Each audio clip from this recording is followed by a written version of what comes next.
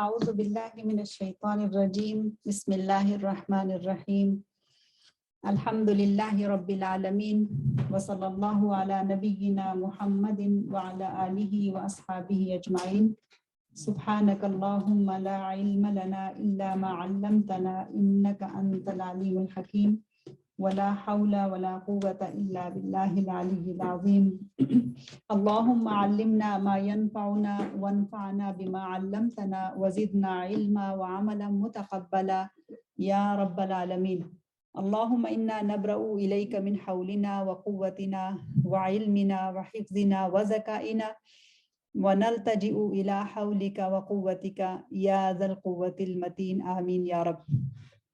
پچھلا سیشن جس میں ہم نے دیکھا تھا کہ مقام الاحسان، اس کی تھوڑی سی تفصیل دیکھی تھی، بہت زیادہ تو نہیں، لیکن اسی سلسلے میں اپنے ایمان اور عقیدہ کے لحاظ سے اپنے آپ کو مقام الاحسان پر پہنچانے کے لیے کن چیزوں کی ضرورت ہے، اور اس میں سب سے پہلے ہم نے عقیدہ اور قضاء و قدر کو دیکھا تھا، اور اسی سے متعلق آج انشاءاللہ ہم اپنا اگلا سیشن کرتے ہیں جس میں آج ہمارا فوکس ہوگا اسم اللہ العلیم کے اوپر، کیونکہ اسم اللہ العلیم کی جو سمجھ ہے وہ دراصل اسی موضوع سے متعلق ہے، اور اس کا بہت گہرا تعلق ہمارے ایمان اور عقیدہ کے ساتھ ہے۔ اور یہ ایسا نام ہے کہ جس سے ہم سب واقف ہیں، العلیم سب جانتے ہیں، اور بار بار قرآن مجید میں پڑھا جاتا ہے۔ قرآن مجید میں اللہ سبحانہ و تعالیٰ کا یہ نام کئی اوزان میں آیا ہے، کئی وزن ہے اس کے۔ العالم بھی ہے، عالم الغیب والشہادہ، العلیم بھی ہے، اور اسی طرح سے اعلم بھی آتا ہے، پھر علام بھی آتا ہے، علام الغیوب، اور اسی طرح سے اس نام کا تعلق القدیر کے ساتھ بھی ہے، العلیم القدیر کے ساتھ مل کر بھی آیا ہے۔ جو نام دو ساتھ ساتھ آئے ہیں، جوڑا تو نہیں لیکن ساتھ ساتھ آئے ہیں، ان کا بھی آپس میں بہت گہرا ربط اور تعلق ہوتا ہے۔ تو اس طرح سے یہ نام آتے ہیں قرآن مجید میں، اور بار بار ہم انہیں پڑھتے ہیں۔ اسم اللہ العلیم کے بارے میں علماء یہ کہتے ہیں کہ ان الایمان اسم اللہ العلیم یجعل العبد اقرب الى ربه واکثر استشعارا لمعیته۔ کیا مطلب ہے اس کا؟ اس کا مطلب یہ ہے کہ اللہ سبحانہ و تعالیٰ کے نام العلیم پر ایمان لانا یا اپنے ایمان کی تجدید کرنا۔ یہاں پر جب ہم ایمان کی بات کرتے ہیں تو ظاہر ہے اللہ اسم الجلالہ اور اللہ تعالیٰ کی اپنی ذات کے اوپر جو بھی شخص ایمان لے آتا ہے، گویا کہ وہ اس کی تمام صفات کے اوپر ایمان لے آتا ہے، اور ایک اللہ سبحانہ و تعالیٰ کے اوپر ایمان لانا، اس کی تمام صفات، اگرچہ وہ صفات اس کی صفات الذات ہیں یا صفات الافعال ہیں یا صفات اسماء الصفات ہیں، اسماء الصفات، صفات الذات اور صفات الافعال، ان سب کے اوپر ایمان لے آنا اس کے اندر شامل ہو جاتا ہے۔ لیکن اس ایمان اور اس ایمان یعنی اللہ تعالیٰ کی ذات کے اوپر ایمان کو گہرائی کے ساتھ سمجھنے کے لیے اور اللہ سبحانہ و تعالیٰ کی حقیقی معرفت حاصل کرنے کے لیے اس نے اپنے صفاتی ناموں کو جس طرح سے بیان کیا ہے، ان میں سے کچھ نام ایسے ہیں کہ جن کا عقیدہ کے ساتھ گہرا تعلق ہے۔ تو وہ اسماء کے جن کا عقیدہ کے ساتھ گہرا تعلق ہے اور قضاء اور قدر کے ساتھ گہرا تعلق ہے، ان میں سے دو نام بہت اہم ہیں، ایک ہے العلیم اور ایک القادر۔ تو اسم اللہ العلیم کے بارے میں اہل علم یہ کہتے ہیں کہ یہ وہ نام ہے کہ جو بندے کو اپنے رب سے بہت قریب کر دیتا ہے، اور اس نام کی معرفت سے اس کا عقیدہ مضبوط ہوتا ہے، اور اس نام کی معرفت سے اسے ہر وقت اللہ سبحانہ و تعالیٰ کی معیت کا، اس کے ساتھ کا احساس اور ادراک ملتا ہے، یہ اس کو نصیب ہوتا ہے۔ اور اللہ سبحانہ و تعالیٰ کا نام اگر العلیم اور القدیر ساتھ ساتھ رکھ کر دیکھا جائے تو اس کے اندر گویا کہ معانی کا سمندر ہے جو یہ دو نام اپنے اندر سمیٹے ہوئے ہیں، اور زندگی اور عقیدہ پر براہ راست اثر رکھتے ہیں، اور نہ صرف زندگی اور عقیدہ پر براہ راست اثر رکھتے ہیں بلکہ مومن کی دین کے اوپر استقامت میں بھی اور فتنوں سے نبرد آزما ہونے میں اور آزمائشوں کو جھیلنے میں یا آزمائش اگر آ جائے تو اس کو برداشت کرنے میں بھی یہ بہت بڑا مقام رکھتے ہیں۔ ان ناموں کی معرفت اس کو وہ طاقت دیتی ہے مومن کو کہ جس سے وہ ان مشکلات اور مسائل کو انگیز کر سکتا ہے اور ان سے نکل سکتا ہے، اور اپنے ایمان کی پختگی کے ساتھ وہ زندگی کے راستے پر چل سکتا ہے۔ بہت ہی اہمیت ہے اس کی۔ اور یہ نام قرآن مجید میں بار بار مقامات پر آئے ہیں، اور میں اب یہاں پر ذکر نہیں کر رہی کہ کتنی دفعہ یہ آئے ہیں، لیکن آپ نے بہت دفعہ اس کو پڑھا قرآن مجید میں، ان ناموں کا ذکر بہت کثرت سے آیا ہے۔ ہم یہ تعداد جاننے کے بجائے کہ یہ نام کتنی دفعہ ذکر ہوئے ہیں، یہ جاننے کی کوشش کرتے ہیں کہ ان ناموں کا صحیح معنی اور مفہوم کیا ہے۔ اب جب کبھی یہ نام جس شکل میں بھی آپ کے سامنے آئے گا، انشاءاللہ آپ اس کو سمجھ لیں گی، اور وہ اگر العالم ہے یا العلیم ہے یا علام ہے یا عالم ہے، جس شکل میں بھی ہے آپ اس کو سمجھ پائیں گی انشاءاللہ۔ تو اسم اللہ العلیم کا سب سے پہلا جو معنی ہے وہ ہے علم اللہ قدیم۔ علم اللہ قدیم، اللہ جل جلالہ کا جو علم ہے وہ قدیم ہے۔ قدیم سے کیا مراد ہے؟ اس سے مراد ہے کہ اس کا علم کائنات کی تخلیق سے پہلے موجود تھا۔ اب یہاں یہ بات سمجھنے کی ہے، اور یہ چیزیں ہمارے عقیدے کا حصہ ہونی چاہیے، ہمیں پتہ ہونا چاہیے کہ اللہ سبحانہ و تعالیٰ کا علم انسان کے علم سے مختلف ہے۔ اب اگر کوئی شخص یہ کہے کہ پھر اللہ تعالیٰ کے علم کو کیسے جانا جا سکتا ہے اگر انسان کے علم سے اللہ تعالیٰ کا علم مختلف ہے، تو اگر میں آپ کو کسی ایک چیز کے بارے میں مثال دینا چاہتی ہوں اور میں کہتی ہوں کہ فلاں چیز جو میرے گھر میں پڑی ہے وہ اس سے ملتی جلتی ہے، اس ایک چیز سے ملتی جلتی کوئی چیز ہے جو میرے گھر میں پڑی ہوئی ہے، اور آپ اس کو دیکھ کر اندازہ لگا لیں گی کہ اس نوعیت یا اس حیثیت یا اس حجم یا اس شکل یا اس کیفیت کی کوئی چیز گھر میں ہے جس کو مجھے بتانا چاہ رہی ہے۔ ایسا ہی ہے نا؟ لیکن اگر میں آپ کو کوئی چیز بتانا چاہ رہی ہوں، واقفیت دینا چاہ رہی ہوں، اور میں کہوں کہ میرے گھر میں ایک چیز ہے اور وہ ایسی اور ایسی ہے، لیکن آپ کے سامنے اس کی کوئی شکل یا اس کا کوئی حلیہ نہیں آتا، تو آپ اپنا ایک تصور لگائیں گی، لیکن ممکن ہے آپ کا تصور میرے بیان کو بھی کمپریہینڈ نہ کر سکے اور آپ سمجھ نہ پائیں کہ میں آپ کو کیا کہنا چاہ رہی ہوں۔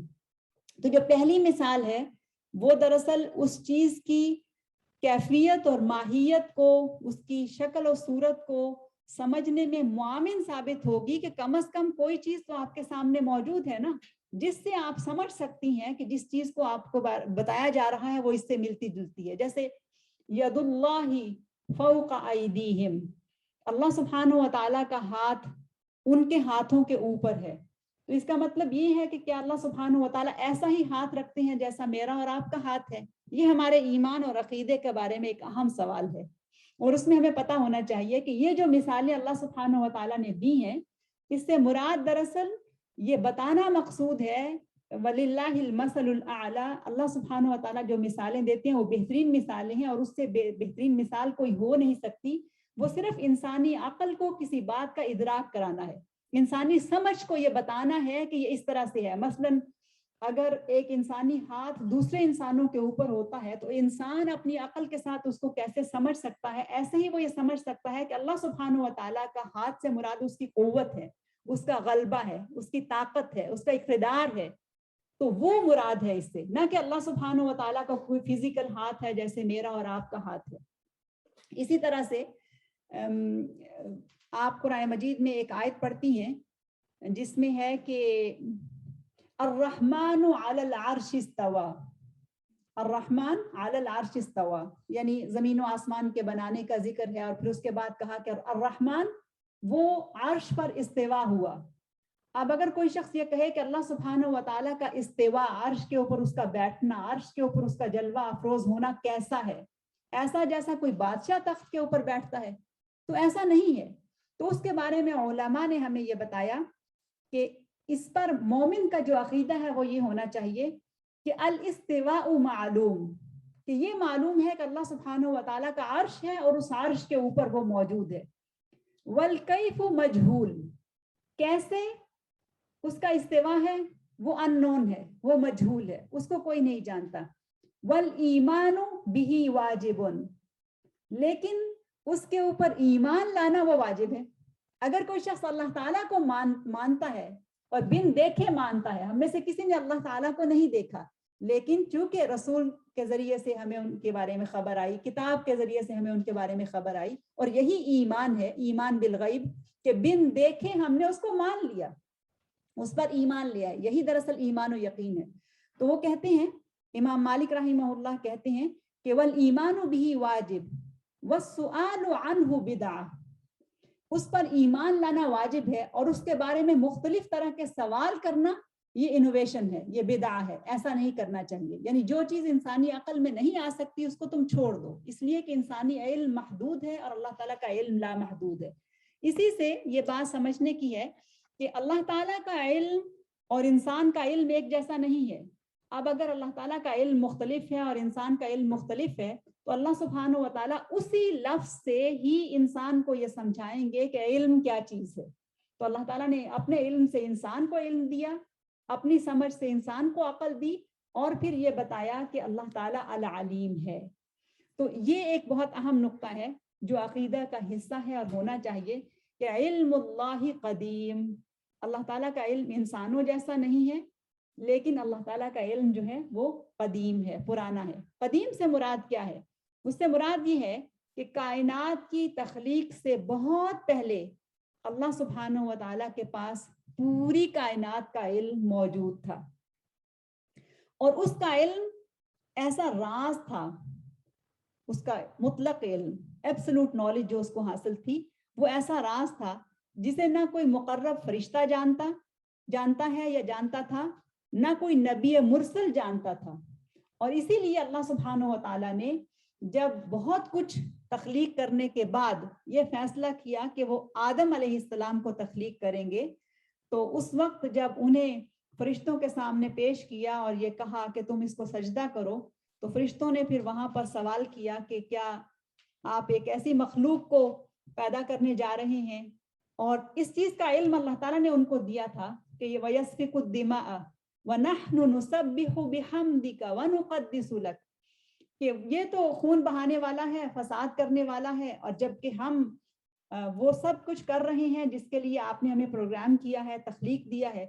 تو اللہ سبحانہ و تعالیٰ نے جو جواب دیا وہ یہ تھا، انی اعلم ما لا تعلمون، کہ میرا علم تمہارے علم کے اوپر ہے، میں وہ جانتا ہوں جو تم نہیں جانتے، کہ میرے علم کے ساتھ کسی کا علم میچ نہیں ہو سکتا. یہ ہے، یہ عقیدہ ہے، میرے علم کے ساتھ کسی کا علم وہ اس کا کوئی موازنہ نہیں ہے. انی اعلم ما لا تعلمون. تو اب یہ ہے علم اللہ قدیم، کہ اللہ سبحانہ و تعالیٰ نے پوری کائنات کو، کائنات کی اشیاء کو پیدا کرنے سے پہلے تمام چیزوں کو پلان کر لیا تھا، اور اپنے اس کے علم میں تھا سب کچھ. اور اسی کو کہتے ہیں امور قدریہ. یہ کیا ہے؟ یہ ہے دراصل امور قدریہ، یعنی قدر، قضاء اور قدر کے فیصلے. اللہ سبحانہ و تعالیٰ ان کو طے کر چکا ہے. اور قدر کا، جیسا کہ پچھلی دفعہ میں نے آپ کو بتایا تھا، اس سے مطلب دراصل یہ ہے کہ اللہ تعالیٰ کا علم قدیم، کہ اس میں اس کو چیزوں کا یا انسانوں کا، ہر شے کا، اس کی مقدار، اس کا وقت، اس کی شکل و صورت، اس کی خاصیات، کوئی نیک ہے یا بد ہے، کوئی اچھا ہے یا برا ہے، کوئی خوبصورت ہے یا بدصورت ہے، کوئی چھوٹے قد کا ہے یا بڑے قد کا ہے، کوئی دولت مند ہے یا کم دولت والا ہے، فقیر ہے. تمام امور، نہ صرف انسانوں سے متعلق بلکہ اس کائنات سے متعلق بھی جتنے بھی امور ہیں، کب اس کا آغاز ہوگا، کب اس کا انجام ہوگا، اور پھر اس کے اندر کیا کیا کچھ ہوگا. یہ جو ہم کہتے ہیں نا سورہ الفاتحہ کے اندر کہ مالک یوم الدین، اس کو ملک یوم الدین بھی پڑھا جاتا ہے، دونوں طرح سے صحیح ہے، مالک یوم الدین بھی اور ملک یوم الدین. اس کو بظاہر ہم جب اس کا ترجمہ کرتے ہیں تو ہم کہتے ہیں کہ بدلے کے دن کا مالک. یہ ایک سطحی سا ترجمہ ہے. جب مالک اور ملک کے نام کی سمجھ آتی ہے تو اس کے ساتھ یوم الدین آتا ہے, تو اس سمجھ یہ آتی ہے کہ اللہ سبحانہ و تعالیٰ دراصل تمام تاریخ کا بادشاہ ہے اور تمام تاریخ کو جاننے والا ہے. یعنی صدیوں پہلے جو کچھ ہوا, جیسے اس کا آغاز ہوا, اور صدیوں بعد جو کچھ ہوگا اور جیسے اس کا انجام ہوگا, اور اس سب کے درمیان سب کچھ اللہ تعالیٰ کے سامنے ہے. اور جس دن وہ انسانوں کو اپنے سامنے کھڑا کرے گا, مالک یوم الدین, اس کا مطلب یہ ہے کہ تاریخ کو کھولا جائے گا. تاریخ اب اس وقت تو تاریخ کتابوں میں پڑھی جاتی ہے نا, اور اپنے اپنے وقت کے لوگ تاریخ لکھتے ہیں, لیکن اللہ سبحانہ و تعالیٰ اس دن تمام تاریخ کو کھول دے گا, اور اس دنیا میں کیا کچھ ہوا, کب ہوا, کس نے کیا کیا, وہ سب انسانوں کے سامنے آ جائے گا. بہت بڑا یہ لفظ ہے مالک یوم الدین, بہت بڑی آیا ہے, عظیم آیا ہے مالک یوم الدین. اگر اس کو تصور میں لایا جائے تو انسانی عقل اس کو تصور نہیں کر سکتی اس کے بارے میں کہ کتنی وسعت ہے اس کے اندر.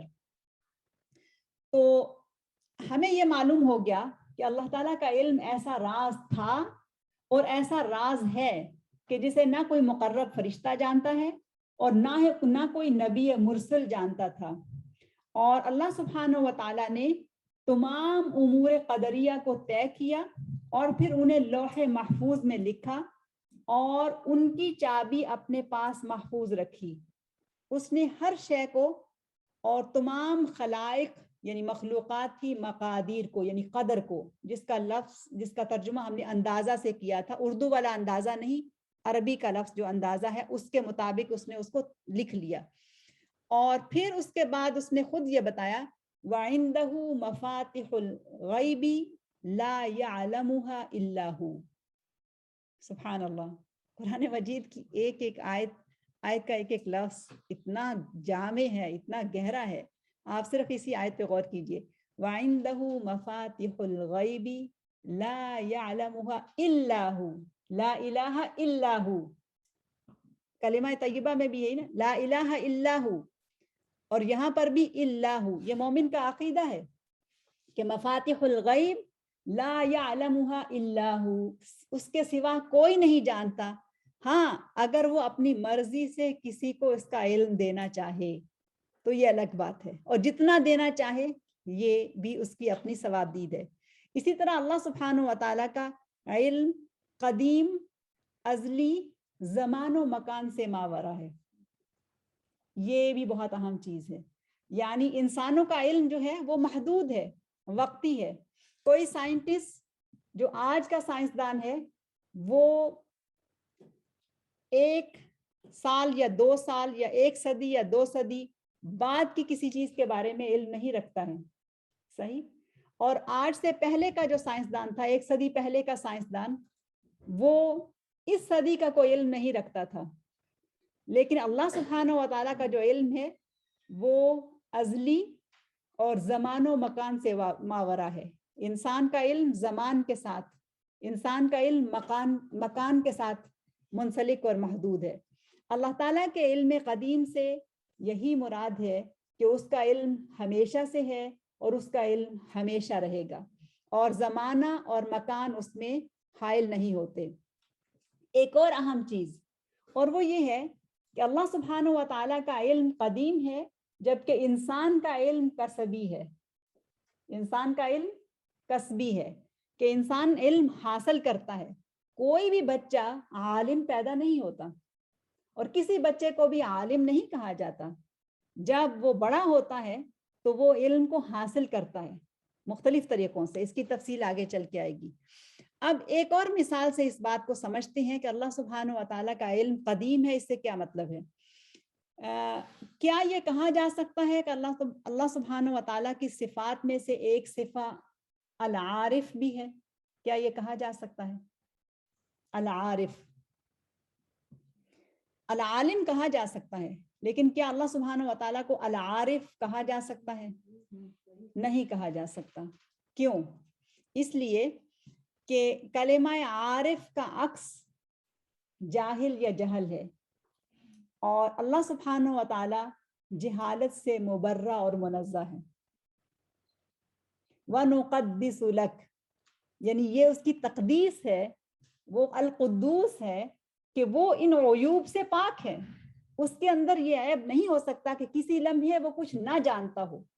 اور انسان عارف ہو سکتا ہے کہ وہ پہلے کچھ نہیں جانتا تھا، اس کے پاس علم نہیں تھا، جب اسے علم دیا گیا تو وہ عالم یا عارف کہلایا، لیکن اللہ سبحانہ و تعالیٰ کی اس کے ساتھ کوئی نسبت نہیں ہے۔ اللہ سبحانہ و تعالیٰ العالم تو ہے، العارف نہیں ہو سکتا، اس لیے کہ عارف دراصل اس کو کہتے ہیں کہ جو پہلے نہیں جانتا تھا اور جب اس کو علم ملا تو اس نے جانا۔ اللہ سبحانہ و تعالیٰ کا علم قدیم ہے، یہ بات سمجھنے کی ہے۔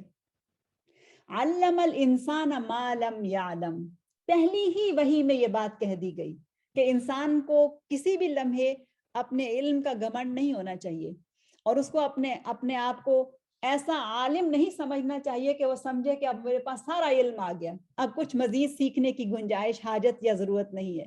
جس لمحے اس نے یہ سوچا کہ اب اس کو مزید سیکھنے کی ضرورت نہیں ہے، اسی لمحے اس کے جہل کا آغاز ہو گیا۔ لا یزال المرء عالما، اس وقت تک انسان عالم رہتا ہے جب تک کہ وہ سیکھتا رہتا ہے، اور جب اس نے یہ سوچا کہ اس نے سیکھ لیا، اسی وقت اس کے جہل کا آغاز ہو گیا۔ تو اللہ سبحانہ و تعالیٰ نے انسان کو وہ کچھ سکھایا جو وہ نہیں جانتا تھا، اور یہ پہلی ہی وحی میں بتا دیا گیا۔ پھر اسی طرح سے اللہ سبحانہ و تعالیٰ کا علم انسان کے علم کے مقابلے میں، اردو میں ان دونوں کے لیے میرے خیال میں ایک ہی لفظ آتا ہے نا، کیونکہ علیم کا بھی معنی قرآن مجید میں مطلب جاننے والا ہے، اس طرح سے نا۔ جی اردو میں مجھے لگتا ہے ان دونوں میں کوئی فرق نہیں ہے۔ نہیں، فرق ہے لیکن ہمیں فرق معلوم نہیں ہے۔ العالم اور عارف میں بہت فرق ہے، ہمیں اس کا فرق معلوم نہیں ہے۔ اللہ سبحانہ و تعالیٰ کا علم انسان کے علم کے مقابلے میں گہرا اور بلیغ ہے، اور اس میں بہت بڑا فرق ہے۔ ایک اور فرق کیا ہے؟ وہ یہ ہے کہ اللہ سبحانہ و تعالیٰ کا علم کسی استاذ، کسی رہنما، کسی طاقت سے سیکھنے کا نتیجہ نہیں ہے۔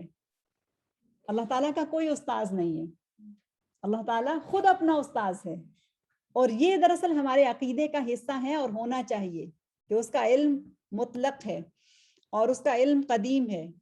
اور اللہ العلیم نے سب سے پہلے آدم علیہ السلام کو علم سے فیضیاب کیا اور یہ کہا کہ وَعَلَّمَ آدَمَ الْأَسْمَاءَ كُلَّهَا، گویا کہ تخلیق آدمیت کے ساتھ ہی جو وصف اللہ سبحانہ و تعالیٰ نے انسان کو دیا وہ دراصل علم کا وصف تھا، سیکھنے کا وصف تھا، جس سے اللہ سبحانہ و تعالیٰ نے انسان کو سرفراز کیا۔ اور اللہ تعالیٰ نے انسان کی جو نسبت ہے اپنے ساتھ جوڑی، وہ العلیم کے ذریعے سے، علم کے ذریعے سے نسبت اپنے ساتھ جوڑ لی۔ سب سے پہلی نسبت عبدیت کے بعد، عبودیت کے بعد وہ علم کی آ جاتی ہے۔ اس کے بعد دوسرا اس کا مفہوم ہے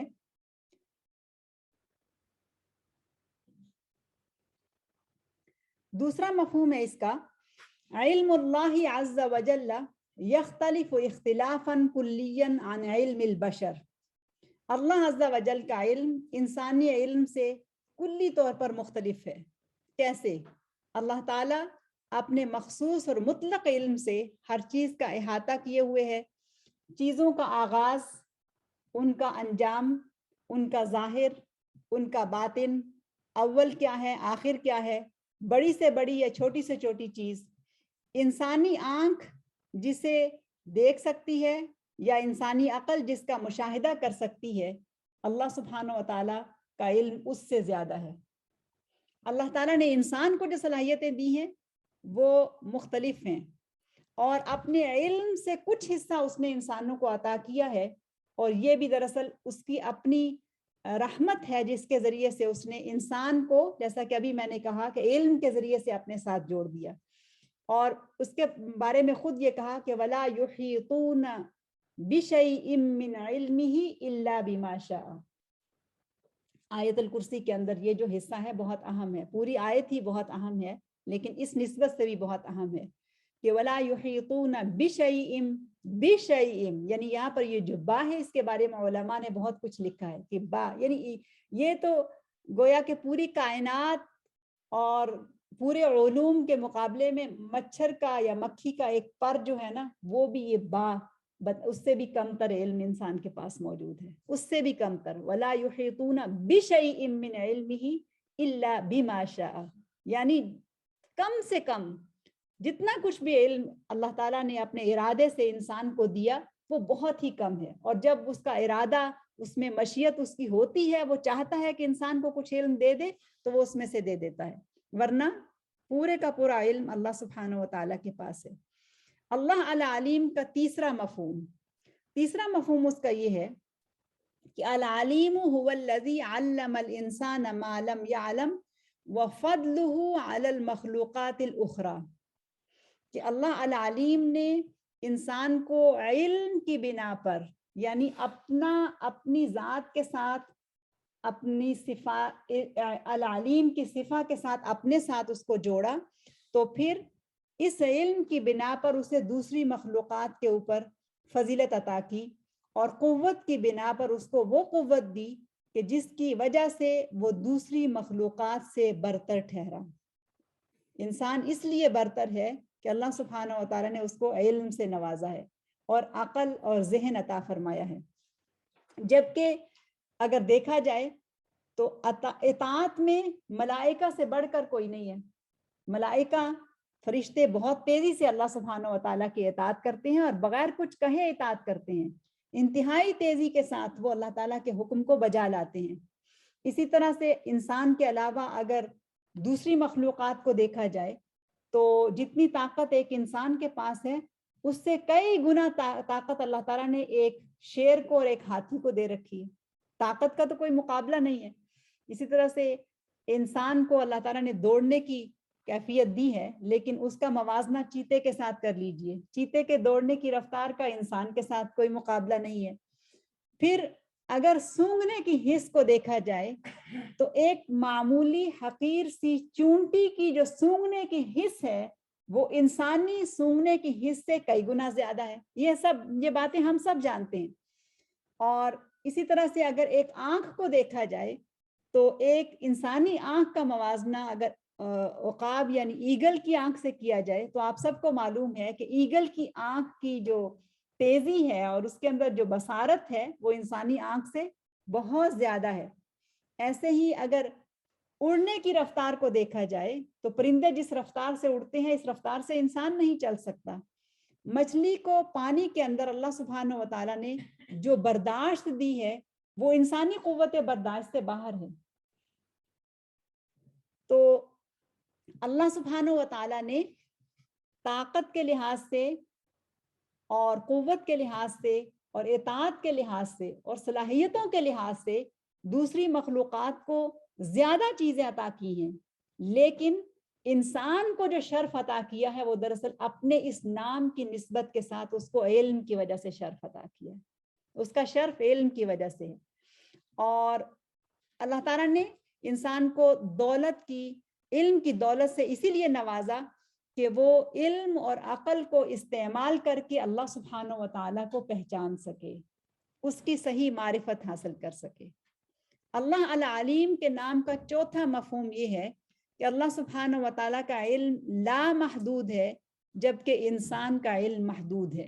اور یہ بات ماننی چاہیے، اس لیے کہ جب تک اس بات پر ایمان نہیں ہوگا، اس بات کو ہم نہیں مانیں گے کہ اللہ سبحانہ و تعالیٰ کا علم محدود ہے، اللہ تعالیٰ کا علم لا محدود ہے اور انسان کا علم محدود ہے، اس وقت تک قضا اور قدر کو سمجھا نہیں جا سکتا.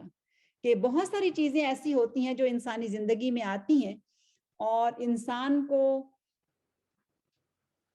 سمجھ نہیں آتی کہ یہ اس کے ساتھ کیوں ہو رہا ہے، اس کے علم میں نہیں آتا، اس کے پیچھے جو حکمت ہے اللہ سبحانہ و تعالیٰ کی وہ اس کو سمجھ نہیں آتی ہے. اور وہ سمجھتا ہے کہ چونکہ میری عقل اور میری حکمت اور میری سمجھ کے مطابق تو ایسا نہیں ہونا چاہیے، لیکن اب اس کے خلاف اگر ہو رہا ہے تو یہ بہت بڑا مسئلہ ہو گیا. جبکہ اگر کسی انسان کا یہ عقیدہ ہو کہ اللہ تعالیٰ کا علم لا محدود ہے جبکہ میرا علم محدود ہے تو پھر بہت ساری مشکلات حل ہو جاتی ہیں.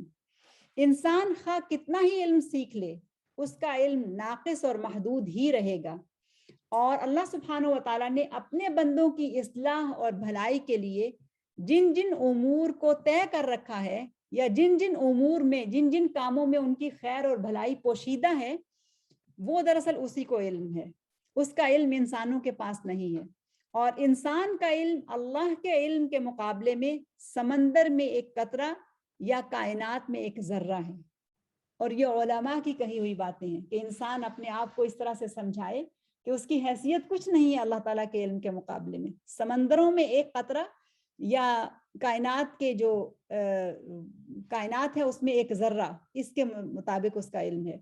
پھر یہ بات بھی سمجھنی چاہیے کہ اللہ سبحانہ و تعالیٰ نے علم کے حوالے سے یہ کہا کہ وَفَوْقَ كُلِّ ذِي عِلْمٍ عَلِيمٍ، ہر علم والے کو یہ سمجھنا چاہیے کہ اس کے اوپر ایک علم والا موجود ہے۔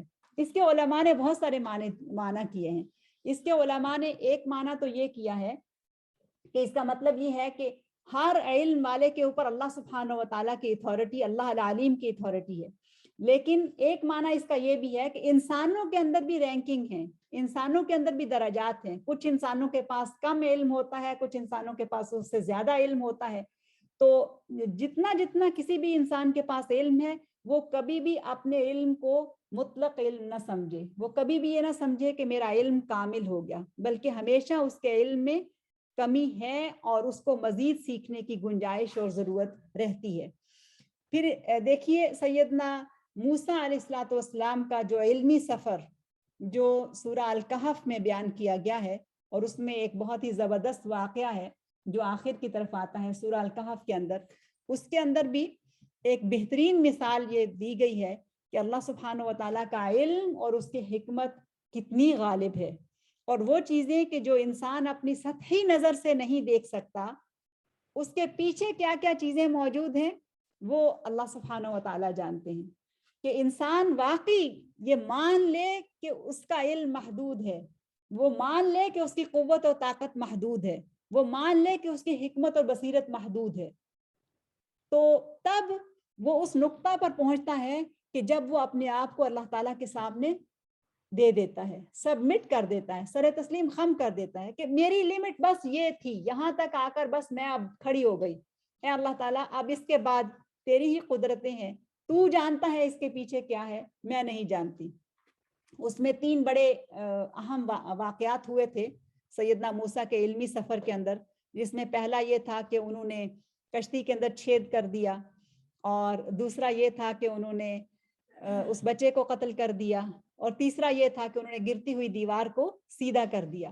اب جب وہ صبر نہیں کر سکے تو اس پر انہوں نے جب انکشاف کیا، اور اللہ سبحانہ و تعالیٰ نے خاص طور پر اس شخص کو وہاں بھیجا تھا کہ جو موسیٰ علیہ السلام کو کچھ علم سکھائے اللہ العلیم کے حکم پر، تو جس طرح سے بھی وہ چیزیں ہوئی ہیں تو آپ اگر اس کے اوپر غور کریں، اور یہ بہت زیادہ اہم چیز ہے سمجھنے کی کہ ہر جمعہ کو سورہ الکہف پڑھنا اور اللہ العلیم کے اس نام کی معرفت کو سورہ الکہف کے ذریعے سے سمجھنا کہ ہماری زندگی میں پورے ہفتے کے دوران جو جو بھی چیزیں ہوئی ہیں اس میں بے شمار حکمتیں ہیں، جو کچھ بھی ہو رہا ہے اس میں بے شمار حکمتیں ہیں۔ ہمیں اگر حکمت سمجھ نہیں آ رہی ہے تو ہماری عقل ہے بھی اتنی ہی کہ وہ اتنا ہی سمجھ سکتی ہے، اس سے آگے نہیں سمجھ سکتی ہے۔ جیسے کہ موسیٰ علیہ السلام کہتے ہیں کہ اب ہمارے ساتھ تو انہوں نے احسان اور نیکی کی کہ ہم نے ان کی کشتی کو استعمال کیا ہے، اور آپ نے کیا کیا کہ اس کا نقصان کر دیا۔ اب اللہ سبحانہ و تعالیٰ نے اس بندے کو جو اس وقت ان کا استاذ ٹھہرا تھا، اس کو اپنے علم سے وہ علم دیا تھا کہ اس کو اللہ تعالیٰ کے دیے ہوئے علم سے یہ پتا چلا تھا کہ اب اس کے بعد کیا ہونے والا ہے، کہ ان کی کشتی اس سے چھین لی جائے گی۔ تو بھلا اسی میں ہے کہ اس کے ساتھ یوں بھلائی کر دی جائے، چونکہ موسیٰ علیہ السلام کا علم یہاں کھڑا ہے، اور جو ان کے استاذ ہیں ان کا علم اس سے اوپر ہے، اللہ تعالیٰ العلیم نے ان کو وہ علم دیا ہے، اور اپنے علم کی روشنی میں وہ یہ دیکھ رہے ہیں، یا اپنے اس علم کی روشنی میں انہیں یہ دکھایا گیا ہے کہ آگے یہ ہونے والا ہے، تو اس کے مطابق انہوں نے انیشیٹو لیا اور انہوں نے یہ کام کر دیا۔ تو اب یہاں پر جب ہم قضاء اور قدر کی بات کرتے ہیں تو اس میں کہ اللہ سبحانہ و تعالیٰ کے فیصلے ہمیں معلوم نہیں ہے کہ اس میں کیا حکمت ہے. بعض اوقات ہم کسی چیز کا فیصلہ کر لیتے ہیں اور اپنی عقل، اپنی سمجھ، مشورے، احتیاط، تدبیر، جتنی بھی چیزیں ہو سکتی ہیں اور ہونی بھی چاہیے اس کے مطابق ہم کچھ کر لیتے ہیں، لیکن اس کا نتیجہ اچھا نہیں نکلتا. اور پھر ہم خود اپنی زبان سے کہہ رہے ہوتے ہیں کاش ہم وہاں نہ گئے ہوتے، کاش ہم اپنے بچے کو اسکول میں نہ داخل کرایا ہوتا، کاش یہ نہ ہوا ہوتا. تو یہ جو کاش ہے یہ کیا ہے؟ یعنی یہ کہ انسان مان لے کہ اس کا علم محدود ہے، اس کی سمجھ محدود ہے، اس کی صلاحیت محدود ہے، اور اس کو نہیں پتا کہ جو فیصلہ وہ کرنے والا ہے اس کے پیچھے کیا چیز ہے. اسی لیے رسول اللہ صلی اللہ علیہ وسلم نے ہمیں ایک خوبصورت دعا سکھائی ہے کہ اللہ تعالیٰ تیرے مقرر کردہ فیصلوں کو تو میں بدل نہیں سکتا اور نہ ہی بدلنے کا سوال کرتا ہوں، لیکن میں تم سے یہ ضرور سوال کرتا ہوں کہ تو اس میں اپنا لطف رکھ دے، تو اس میں اپنی نرمی رکھ دے میرے حق میں. کہ اللہ تعالیٰ تو نے ہمارے لیے جو ڈگری کر رکھا ہے، جو تقدیر ہے وہ تو ہے ہی، لیکن ہم ایک کمزور انسان ہونے کے ناطے آپ سے یہ درخواست کرتے ہیں کہ تو اس میں ہمارے ساتھ نرمی کا معاملہ کر دے. اور اللہ سبحانہ و تعالیٰ جب کسی انسان کے اوپر لطف اور نرمی کرتے ہیں تو پھر معاملہ آسان ہو جاتا ہے. تو مطلوب کیا ہے؟ مطلوب دراصل اللہ سبحانہ و تعالیٰ کی قضا اور قدر پر اپنے آپ کو مٹا دینا اور رک جانا اس حد کے اوپر آ کر کہ جہاں انسان کو رک جانے کا حکم دیا گیا کہ بس اب تو یہاں ٹھہر جا، اب اس سے آگے تو نہیں آ سکتا، اب یہ فیصلہ اور یہ معاملہ اللہ تعالیٰ کے ہاتھ میں ہے اور تو اس کے سپرد کر دے.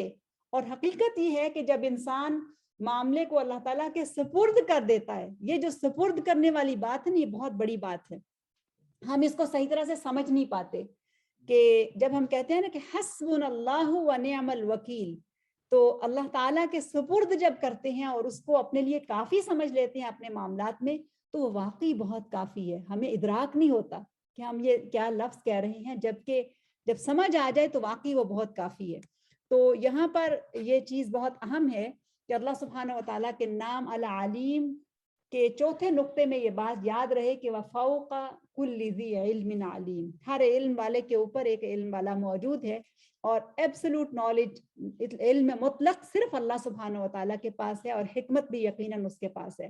ایک بہت مشہور عالم ہیں جن کا نام شعبی ہے، ان کے پاس ایک نوجوان آیا اور اس نے آ کے ان سے کوئی علمی بات کہی. تو شعبی چونکہ بڑے عالم تھے، وہ کہنے لگے کہ اے نوجوان، تو نے یہ جو بات مجھے بتائی ہے کہ میں تو یہ نہیں جانتا تھا. تو وہ نوجوان ان سے کہنے لگا کہ کیا آپ سب کچھ جانتے ہیں، یعنی کیا مکمل علم آپ کے پاس ہے؟ تو شعبی کہنے لگے کہ نہیں. تو اس نوجوان نے کہا اچھا، یہ جو بات میں نے آپ کو بتائی ہے یہ علم کے اس حصے میں سے ہے جو علم ابھی آپ کے پاس نہیں تھا. بہت گہری بات ہے، بے شمار علم ہے کہ جو ابھی ہمارے پاس نہیں ہے.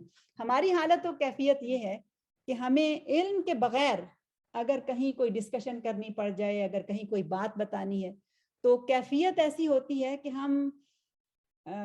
ہمارا نفس ہمیں یہ کہہ رہا ہوتا ہے، یا ہم اپنے آپ کو اس طرح سے کرتے ہیں کہ گویا کہ ہم سب کچھ جانتے ہیں اور علم میں ہم اتھارٹی ہیں، اور پھر غلط اور صحیح سمجھ ہے یا نہیں ہے ہم اپنے علم کو بیان کرنے کی کوشش کرتے ہیں.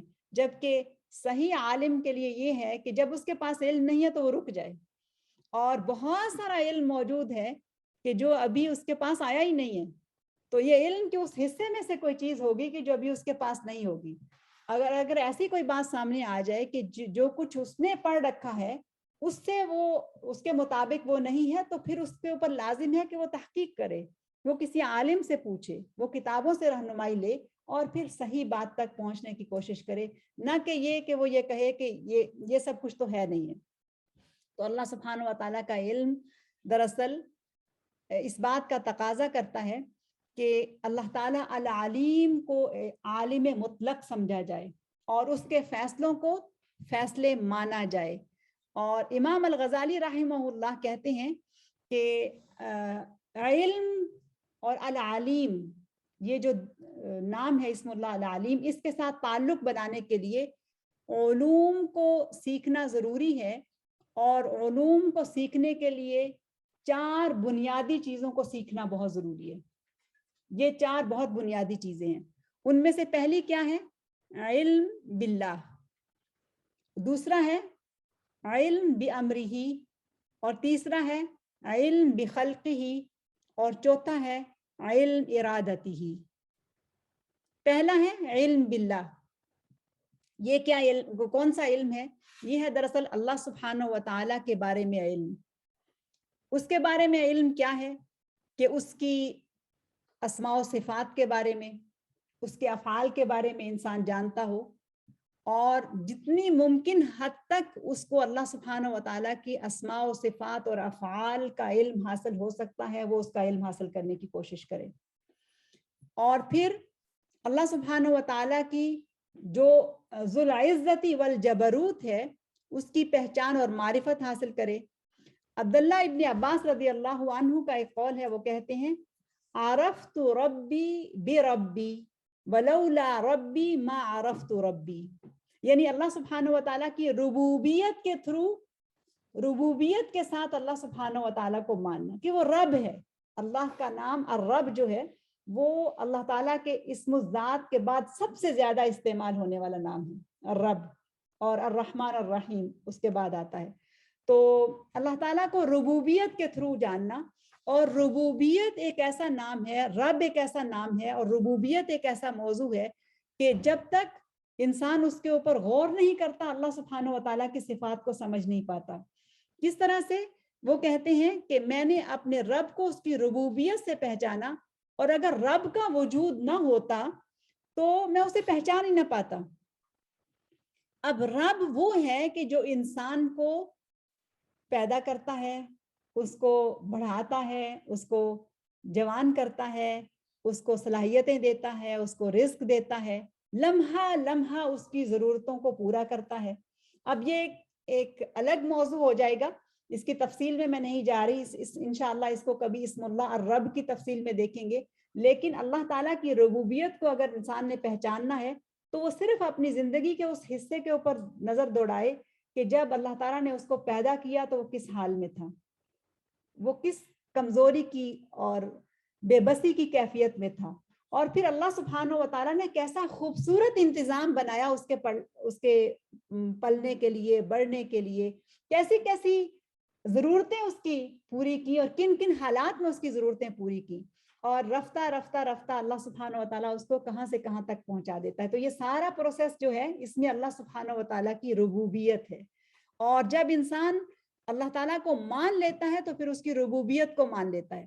یہاں پر جب بات ہم کرتے ہیں مان لینے کی، تو یہ ایک بات سمجھ لینی چاہیے کہ جب ہم قضاء اور قدر کی بات کریں نا، کہ اللہ تعالیٰ کے فیصلے ہیں، اور وہ اپنے علم مطلق سے یہ جانتا ہے کہ کون سا انسان کیسا ہوگا. وہ انسان اپنے ول پاور سے، اپنے اختیار سے اچھے کام کرے گا، یا اپنے اختیار سے وہ برے کام کرے گا، وہ اچھائی کا راستہ اختیار کرے گا یا برائی کا راستہ اختیار کرے گا. یہ اللہ سبحانہ و تعالیٰ کا علم ہے، اور علم اللہ سابق میں سے ہے. اس کو معلوم ہے کہ اس انسان نے کیا کرنا ہے. اللہ تعالیٰ کسی کا ہاتھ نہیں پکڑتے. اللہ تعالیٰ نے انسان کو ول پاور دی ہے، اختیار کی طاقت دی ہے کہ وہ چاہے تو اپنے لیے یہ راستہ اختیار کرے اور چاہے تو یہ راستہ اختیار کرے. اب انسان کیا کرے گا یہ اللہ سبحانہ و تعالیٰ کو اپنے علم سابق کی وجہ سے پتا ہے کہ وہ ایسا کرے گا.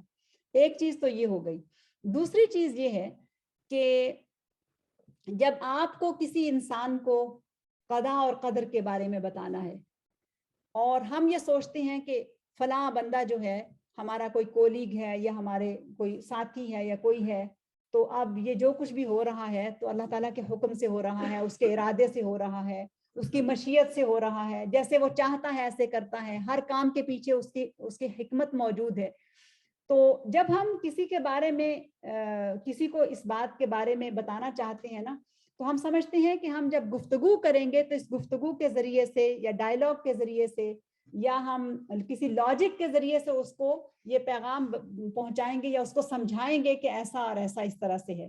جبکہ ایسی بات نہیں ہے. کیوں؟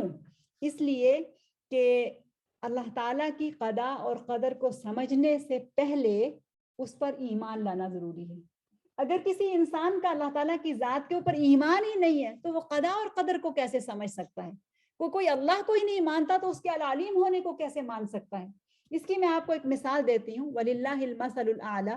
مثلاً یہ ایک کمرہ ہے اور اس کمرے میں آپ کو معلوم ہے اور آپ نے روشنی میں دیکھ رکھا ہے, مشاہدہ کر رکھا ہے کہ اس کونے میں یہ ٹیبل پڑے ہیں, اس کونے میں یہ بک شیلف پڑی ہے, وہاں پر کتابیں ہیں, اس کونے میں کرسیاں پڑی ہیں, یہاں پر ٹیبل پڑی ہوئی ہے. آپ کو روشنی میں ان چیزوں کا بخوبی مشاہدہ ہے. آپ کے علم الیقین کے اندر بھی یہ چیز موجود ہے اور عین الیقین کے اندر بھی یہ چیز موجود ہے. دو چیزیں ہیں, علم الیقین اور عین الیقین, یعنی آپ نے اپنی آنکھوں سے مشاہدہ کر رکھا ہے اور آپ کو علم بھی ہے کہ یہ چیزیں یہاں پر موجود ہیں. اب اگر اس کمرے سے روشنی کو ختم کر دیا جائے اور کسی شخص کو آپ لے کر اس کمرے میں آئیں اور اس کو پھر آپ سمجھانے کی کوشش کریں کہ اس کونے میں یہ چیز رکھی ہے, اس کونے میں یہ چیز رکھی ہے, اس میں یہ چیز رکھی ہے, اس میں یہ چیز رکھی ہے, اور وہاں پر کوئی روشنی نہ ہو, تو کیا آپ اس کو یقین دلا سکتی ہیں ان باتوں کا کہ یہاں یہ اور یہ چیز پڑی ہوئی ہے؟ وہ یقین نہیں مانے گا. کیوں؟ اس لیے کہ اس کے پاس روشنی نہیں ہے, وہاں پر روشنی موجود نہیں ہے. بالکل اسی طرح سے قضا اور قدر کی باتوں کو سمجھنے کے لیے ایمان کی روشنی چاہیے ہوتی ہے. جب کسی کے اندر ایمان کی روشنی موجود نہیں ہے تو پھر اس کو آپ باقی چیزیں قضا اور قدر اور دوسرے فیصلے نہیں سمجھا سکتے. اللہ سبحانہ و تعالیٰ کی صفات میں اس کو نہیں سمجھا سکتے. اور اگر اس کے پاس ایمان موجود ہے تو ایمان کی روشنی اگرچہ ڈم ہی کیوں نہ ہو, لیکن ایمان کی روشنی اس کو پھر بھی کچھ نہ کچھ دیکھنے میں مدد ضرور دے گی. اور وہ اگر خالص ہے تو اللہ سبحانہ و تعالیٰ ضرور اس کے دل میں ایمان کو مزید راسخ کر دے گا اور وہ قضا اور قدر کے اوپر بھی ایمان لے آئے گا اور اس کا ایمان پختہ ہو جائے گا. لیکن اگر اس کے پاس ایمان کی روشنی نہیں ہے تو ہماری خالی دلیلیں جو ہیں وہ اس کے لیے فائدہ مند نہیں ہو سکتی. آپ دیکھیے کہ یہ جو مناظرہ ہے, یہ جو مباحثہ ہوتا ہے یا مناظرہ ہوتا ہے, گفتگو جو ہوتی ہے جس کے ذریعے سے دوسرے لوگوں تک علم پہنچایا جاتا ہے, اس کی بھی کچھ سطحیں ہیں اور اس کو بھی ہمیں سمجھنا چاہیے. بڑی اہم بات ہے. کیوں؟ اس لیے کہ اللہ سبحانہ و تعالیٰ نے انبیاء کو جب بھیجا تو انبیاء نے اللہ تعالیٰ کے جو منکر لوگ تھے, انکاری اور باغی لوگ تھے, نہ ماننے والے تھے, ان کے ساتھ مباحثہ کیا, ان کے سامنے اللہ تعالیٰ کی دعوت کو پیش کیا, اور یہی طریقہ تھا دراصل دعوت کو پیش کرنے کا. آپ ابراہیم علیہ السلام کی دعوت کو, سبحان اللہ, سورہ الشعراء ایسی زبردست سورہ ہے کہ اس کو جب آپ پڑھتے ہیں تو ایک ایک آیت جو ہے نا وہ سمجھاتی ہے کہ اس میں کیا بیان کیا جا رہا ہے. بہت زبردست سورہ ہے یہ. تو اس میں انبیاء کی دعوت جو ہے اس کے مراحل بتائے گئے ہیں, جھلکیاں دکھائی گئی ہیں. تو اس میں سیدنا ابراہیم علیہ السلام کی دعوت بھی ہے, سیدنا موسیٰ علیہ السلام کی دعوت بھی ہے. تو موسیٰ علیہ السلام کے واقعہ میں جب آپ پڑھتے ہیں تو وہاں پر آتا ہے کہ فرعون جو منکر حق ہے, اس کے پاس تو وہ تو اللہ تعالیٰ کے وجود کو ہی نہیں مانتا, اس نے تو خود اپنے آپ کو الہ وہ سمجھ رہا ہے اور لوگوں کو بھی منوا رہا ہے کہ میں الہ ہوں, وہ خود معبود بنا ہوا ہے.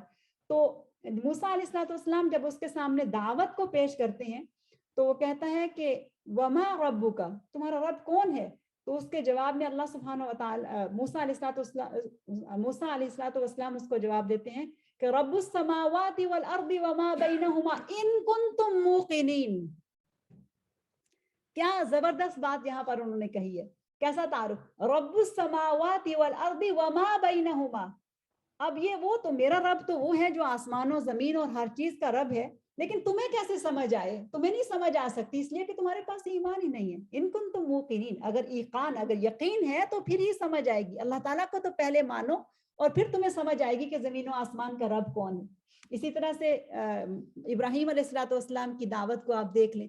پھر ایسے ہی جب موسیٰ علیہ السلام جب دعوت کو پیش کرتے ہیں تو وہ آیات, اگر آپ میں سے کسی کو بھی موقع ملے تو جا کے سورہ الشعراء میں موسیٰ علیہ السلام کا فرعون کے ساتھ جو ڈائلاگ ہے اس کو پڑھیے. آج کی یہ ساری گفتگو اس کے اندر آپ کو نظر آئے گی کہ اللہ سبحانہ و تعالیٰ کا علم مطلق اور علم سابق, اور اس کے مطابق کس طرح سے وہ انبیاء کو اٹھاتے ہیں اور یہ مشن دیتے ہیں کہ وہ جا کر دلیل کے ساتھ لوگوں سے بات کریں, اور پھر وہ دلیل سے ان کے ساتھ بات کرتے ہیں, اور جب وہ نہیں مانتے تو اس کے بعد پھر وہ موسیٰ دشمن جو ہے یعنی فرعون وہ اس کنکلوژن پہ پہنچتا ہے, وہ یہ کہتا ہے کہ یہ شخص جو ہے یہ تو دراصل فتنہ گر ہے اور فتنہ ڈالنے کے لیے آیا ہے, اور پھر وہ ان کو دھمکی دیتا ہے کہ تمہاری جگہ تو جیل ہے, اس کو تو اٹھا کر جیل میں ڈال دیا جائے. تو جب موسیٰ علیہ السلام یہ سنتے ہیں کہ اب اس پر اتر آیا ہے کہ یہ مجھے جیل میں ڈال دے گا, تو موسیٰ علیہ السلام ڈائیلاگ کو اوپن رکھتے ہیں, یعنی گفتگو کو کھلا رکھتے ہیں. کس طریقے سے کہ وہ اس کو پھر یہ کہتے ہیں کہ میں تمہیں ایک نشانی دکھاتا ہوں. یعنی وہ نہیں چاہتے کہ اب مجھے یہ اٹھا کے جیل میں ڈال دے, اور ہر جابر اور متکبر نے یہی کیا کہ جب دلیل ختم ہوئی تو اس کے بعد اس نے اپنی جو ظاہری قوت تھی اس کو آزمایا, اور پھر ظلم کے ساتھ, جبر کے ساتھ اللہ والوں کو جیلوں میں ڈالا. تو انہوں نے کیا کیا, انہوں نے پھر بات کو جاری رکھا اور پھر ان سے کہا کہ میں تمہیں ایک نشانی دکھاتا ہوں. تو پھر اس کے بعد نشانی کیا دکھائی, یعنی پورے ماحول کو اس طرح سے بدل دیا کہ پھر اپنا عصا پھینک دیا اور وہ حیۃ تسعیٰ بن گیا, اور پھر اس کے بعد اپنا ہاتھ جو ہے وہ بغل میں ڈالا اور باہر نکالا تو وہ چمکتا ہوا تھا. تو اس طرح سے ان کے ساتھ گفتگو جاری رکھی. تو جو پوائنٹ میں آپ کے سامنے رکھنا چاہتی ہوں کہ اللہ سبحانہ و تعالی انبیاء کو چنتے ہیں اور خاص طور پر وَاصْطَنَعْتُكَ لِنَفْسِي, اپنے لیے ان کو تیار کرتے ہیں. اور یہ اعزاز موسیٰ علیہ السلام کا خاص طور پر ہے کہ اللہ تعالیٰ ان کے لیے کہتے ہیں کہ میں نے تو خاص طور پر تمہیں اپنے لیے ٹرین کیا تھا, میں نے تمہیں تربیت دی تھی, تمہاری ٹریننگ کی تھی اس لیے کہ اپنے پرپس کے لیے کہ تم میرا پیغام لے کر لوگوں کے پاس جاؤ, تم لوگوں کو مجھ سے متعارف کراؤ, تم بتاؤ کہ میں ایک الہ ہوں. اور یہ ایک بہت بڑا مشن ہوتا ہے جو انبیاء کو دے کر دیا جاتا ہے. اور پھر اس کے پیچھے اللہ سبحانہ و تعالیٰ کے خصوصی علم بھی ہوتا ہے, تائید بھی ہوتی ہے, نصرت ہوتی ہے, وحی ہوتی ہے, یہ سب چیزیں اس کے ساتھ ہوتی ہیں. تو یہ تو انبیاء کا ایک مقام ہے کہ وہ پھر گفتگو کے ذریعے سے لوگوں کے سامنے حق کو پیش کرتے ہیں. اور جب حق کو لوگوں کے سامنے پیش کرتے ہیں تو پھر وہ دل کے جو حق کے لیے نرم ہوتے ہیں اور حق کو قبول کر لیتے ہیں, اور وہ جو انکاری ہوتے ہیں, اور ان کا تذکرہ بھی قرآن مجید میں جگہ جگہ موجود ہے کہ کس طرح سے منکر حق کا انکار کر دیتے ہیں. اب اس کے بعد وہ لوگ کہ جو انبیاء کے بعد ہیں یعنی اہل اللہ ہیں, وہ بھی دلیل کے ساتھ لوگوں سے بات کرتے ہیں, لیکن اس دلیل کے پیچھے, اس مناظرہ کے پیچھے, اس بات کے پیچھے ان کا تقوی موجود ہوتا ہے, ان کا خشیت اللہ موجود ہوتا ہے, اور ان کا علم بھی موجود ہوتا ہے. یعنی جتنا ان کا اللہ سبحانہ و تعالیٰ کے ساتھ تعلق, اللہ تعالیٰ کی خشیت, ان کا تقوی اور اللہ سبحانہ و تعالیٰ کے ساتھ تعلق اسٹرانگ ہوتا ہے, اتنا ہی ان کی بات کے اندر بھی وزن ہوتا ہے. اور جب وہ مباحثہ یا مناظرہ یا دلیل کے ساتھ لوگوں کو اللہ تعالیٰ کا تعارف دیتے ہیں تو بہت دفعہ دیکھا کہ ہزاروں کی تعداد میں بھی لوگ اسلام قبول کر لیتے ہیں, کبھی کوئی نہیں بھی کرتا. تو یہ ایک اور طرح کی سطح ہوتی ہے. میں کبھی کبھی سوچتی ہوں کہ ہم جیسا کمزور ایمان والا انسان کہ جس نے نہ خود اپنے ایمان پر کبھی بہت توجہ دی اور نہ ہی اس نے اپنے علم کو ایسی سطح پر علماء کے ساتھ بیٹھ کر پہنچانے کی کوشش کی کہ علماء کے اور علوم سے وہ واقعی براہ راست فیض حاصل کر سکے, ہم اگر اپنے محدود علم کے ساتھ کچھ ایسی چیزیں سیکھنے کی کوشش کریں جو اس لیے ہیں کہ ہم اس لیے سیکھ رہے ہیں کہ ہم دوسروں کو جا کر بتائیں یا دوسروں کو مطمئن کریں, تو ایسا نہیں ہو سکتا. یہ بات ہمیں سمجھنی چاہیے, ایسا نہیں ہو سکتا. ہمیں پہلے خود علم حاصل کرنے کی ضرورت ہے, اور کسی دوسرے کو جب ہم قضا اور قدر کے بارے میں بتانا چاہیں تو پہلے تو یہ چیز دیکھنی ہے کہ کیا وہ اللہ تعالیٰ کی ذات کے اوپر, ہمارا حال تو یہ ہے کہ ہمارا تو اپنا ہی ایمان اللہ تعالیٰ کے اوپر ڈاواں ڈول ہے. کیا ایسا ہے یا نہیں ہے؟ ایمان سے اپنے سینے کے اوپر ہاتھ رکھ کے اگر ہم دیکھیں تو کیا واقعی میرا ایمان اتنا فرم ہے؟ میں تو خود ڈاواں ڈول ہوں. ابھی یہاں کچھ ہوتا ہے تو 100 طرح کے وسوسے اور شک اور اس طرح کی چیزیں جو ہیں وہ آنی شروع ہو جاتی ہیں. میرا تو خود اپنا ایمان اتنا مستحکم نہیں ہے کہ میں کسی کو قضا اور قدر کے بارے میں کیا بتاؤں گی. تو جو پوائنٹ سمجھنے کا ہے وہ یہ ہے کہ قضا اور قدر, ہاں یہ بات ضرور ہے کہ آپ اپنے بچوں کے ساتھ بیٹھ کر عقیدہ کو ضرور ڈسکس کیجئے, اور بچے بھی سوال کریں گے, لیکن اب بچوں کے سوالوں کے جواب میں بھی یہ بات سمجھنے کی ہے کہ اللہ سبحانہ و تعالی کے علم اور حکمت کے مقابلے میں انسان کا علم اور حکمت بہت محدود ہے. یہ بات سمجھنے کی ہے. یہ نہیں ہے مطلب کہ اب جو بھی ہماری ڈسکشن ہوگی اس میں 100% ہم بچوں کو قائل ہی کر لیں گے, لیکن اصل چیز یہ ہے کہ ہمارے اندر ایمان کی حرارت کتنی ہے، یہ اصل چیز ہے۔ اگر ہمارے اندر ایمان کی حرارت موجود ہے، ہمارے اندر ایمان کی پختگی موجود ہے، تو زبان سے نکلے ہوئے الفاظ سے زیادہ ایمان کی حرارت کو دوسرا محسوس کرے گا اور اس کے دل میں بات جو ہے وہ اتر جائے گی۔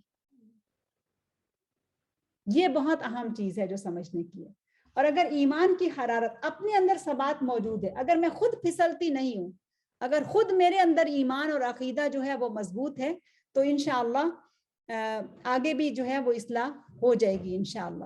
اور پھر یہ بات بھی یاد رکھیے کہ اللہ سبحانہ و تعالیٰ نے ہر انسان کی ایک استطاعت رکھی ہے، اور اپنی استطاعت کے مطابق ہی وہ لے سکتا ہے۔ یعنی کسی بھی انسان کو ہم اپنے معیار پر لانے کی کوشش کریں تو یہ ایک میرا خیال ہے مشکل قسم کا کام ہوگا۔ ہر انسان کا ایک سفر ہے، اس کا اپنا ایک معیار ہے جس تک وہ چل سکتا ہے۔ کسی انسان کو اللہ تعالیٰ توفیق دے دیتے ہیں کہ وہ عظیمت کی راہ اختیار کرے، وہ بہتر سے بہترین ہونے کی کوشش کرنے لگ جائے تو بڑا خوش قسمت ہے۔ لیکن اگر کوئی شخص اس سطح پر نہیں اٹھتا ہے تو ہمارا کام دراصل کیا ہے؟ وما علینا الا البلاغ، بات کو بس پہنچا دینا ہے، اس پر پھر پڑنا نہیں ہے، اس پر پھر جلنا نہیں ہے، اگرچہ اپنی اولاد ہی کیوں نہ ہو۔ اب معاملے کو اللہ تعالیٰ کے سپرد کیجئے، معاملہ ہم اللہ تعالیٰ کے سپرد نہیں کرتے، یہ اصل چیز ہے۔ اس کو پکڑے رہتے ہیں اور ہر طریقے سے، ہر ممکن طریقے سے خود ہی اس کو سلجھانے کی کوشش کرتے ہیں اور مزید الجھا لیتے ہیں۔ جس لمحے ہم نے یہ مان لیا کہ میرا علم بھی محدود ہے، میری حکمت اور بصیرت بھی محدود ہے، اور میری صلاحیتیں بھی محدود ہیں، اور میری کوششیں بھی محدود ہیں اور ناقص ہیں، اور میری کوششوں، میرے علم، میری صلاحیتوں، میری حکمتوں کے مقابلے میں اللہ سبحانہ و تعالیٰ کا علم، اس کی حکمت، اس کی قوت، اس کا ارادہ، اس کی مشیت غالب ہے اور وہ لامحدود ہے، اور میں اپنے معاملات کو اس کے سپرد کرتی ہوں۔ اسی لمحے ہم خود بھی ریلیکس ہو جائیں گے اور دوسروں کو بھی اللہ سبحانہ و تعالیٰ چاہے گا تو ہدایت دے دے گا۔ بہت بہت اہم بات ہے جو اللہ العلیم کے نام کے حوالے سے علماء نے ہمیں سکھائی ہے۔ جب تک ہم پکڑے رہتے ہیں نا، اس وقت تک اللہ تعالیٰ بھی کہتے ہیں اچھا جا تو معاملات کو بس درست کرنے کی اپنی سی کوشش کر لے، اور ہم جتنا زور لگاتے ہیں اتنے ہی معاملات الجھتے چلے جاتے ہیں، الا ماشاء اللہ۔ یہ نہیں کہ 100% کچھ اصلاح بھی ہوتی ہے لیکن کم ہوتی ہے اور بگاڑ زیادہ ہوتا ہے، لیکن جس لمحے ہم اس کو گیو اپ کرتے ہیں اس لمحے اللہ سبحانہ و تعالیٰ کی رحمت شامل حال ہو جاتی ہے۔ تو جو پہلا پوائنٹ امام الغزالی رحمہ اللہ نے لکھا ہے، وہ کہتے ہیں کہ ان 4 علوم کا سیکھنا ضروری ہے۔ اس میں سب سے پہلا اور بنیادی علم کہ ہمیں اللہ سبحانہ و تعالیٰ کے بارے میں علم ہونا چاہیے، اور یہ علم میرا اپنا کتنا مضبوط ہے، میرا اپنا ایمان اور عقیدہ کتنا مضبوط ہے، اور میرے جو گھر والے ہیں ان کے ساتھ، میں اپنے بچوں کے ساتھ یہ عقیدہ کتنا مضبوط ان کا کر پائی ہوں، یہ سب سے اہم چیز ہے۔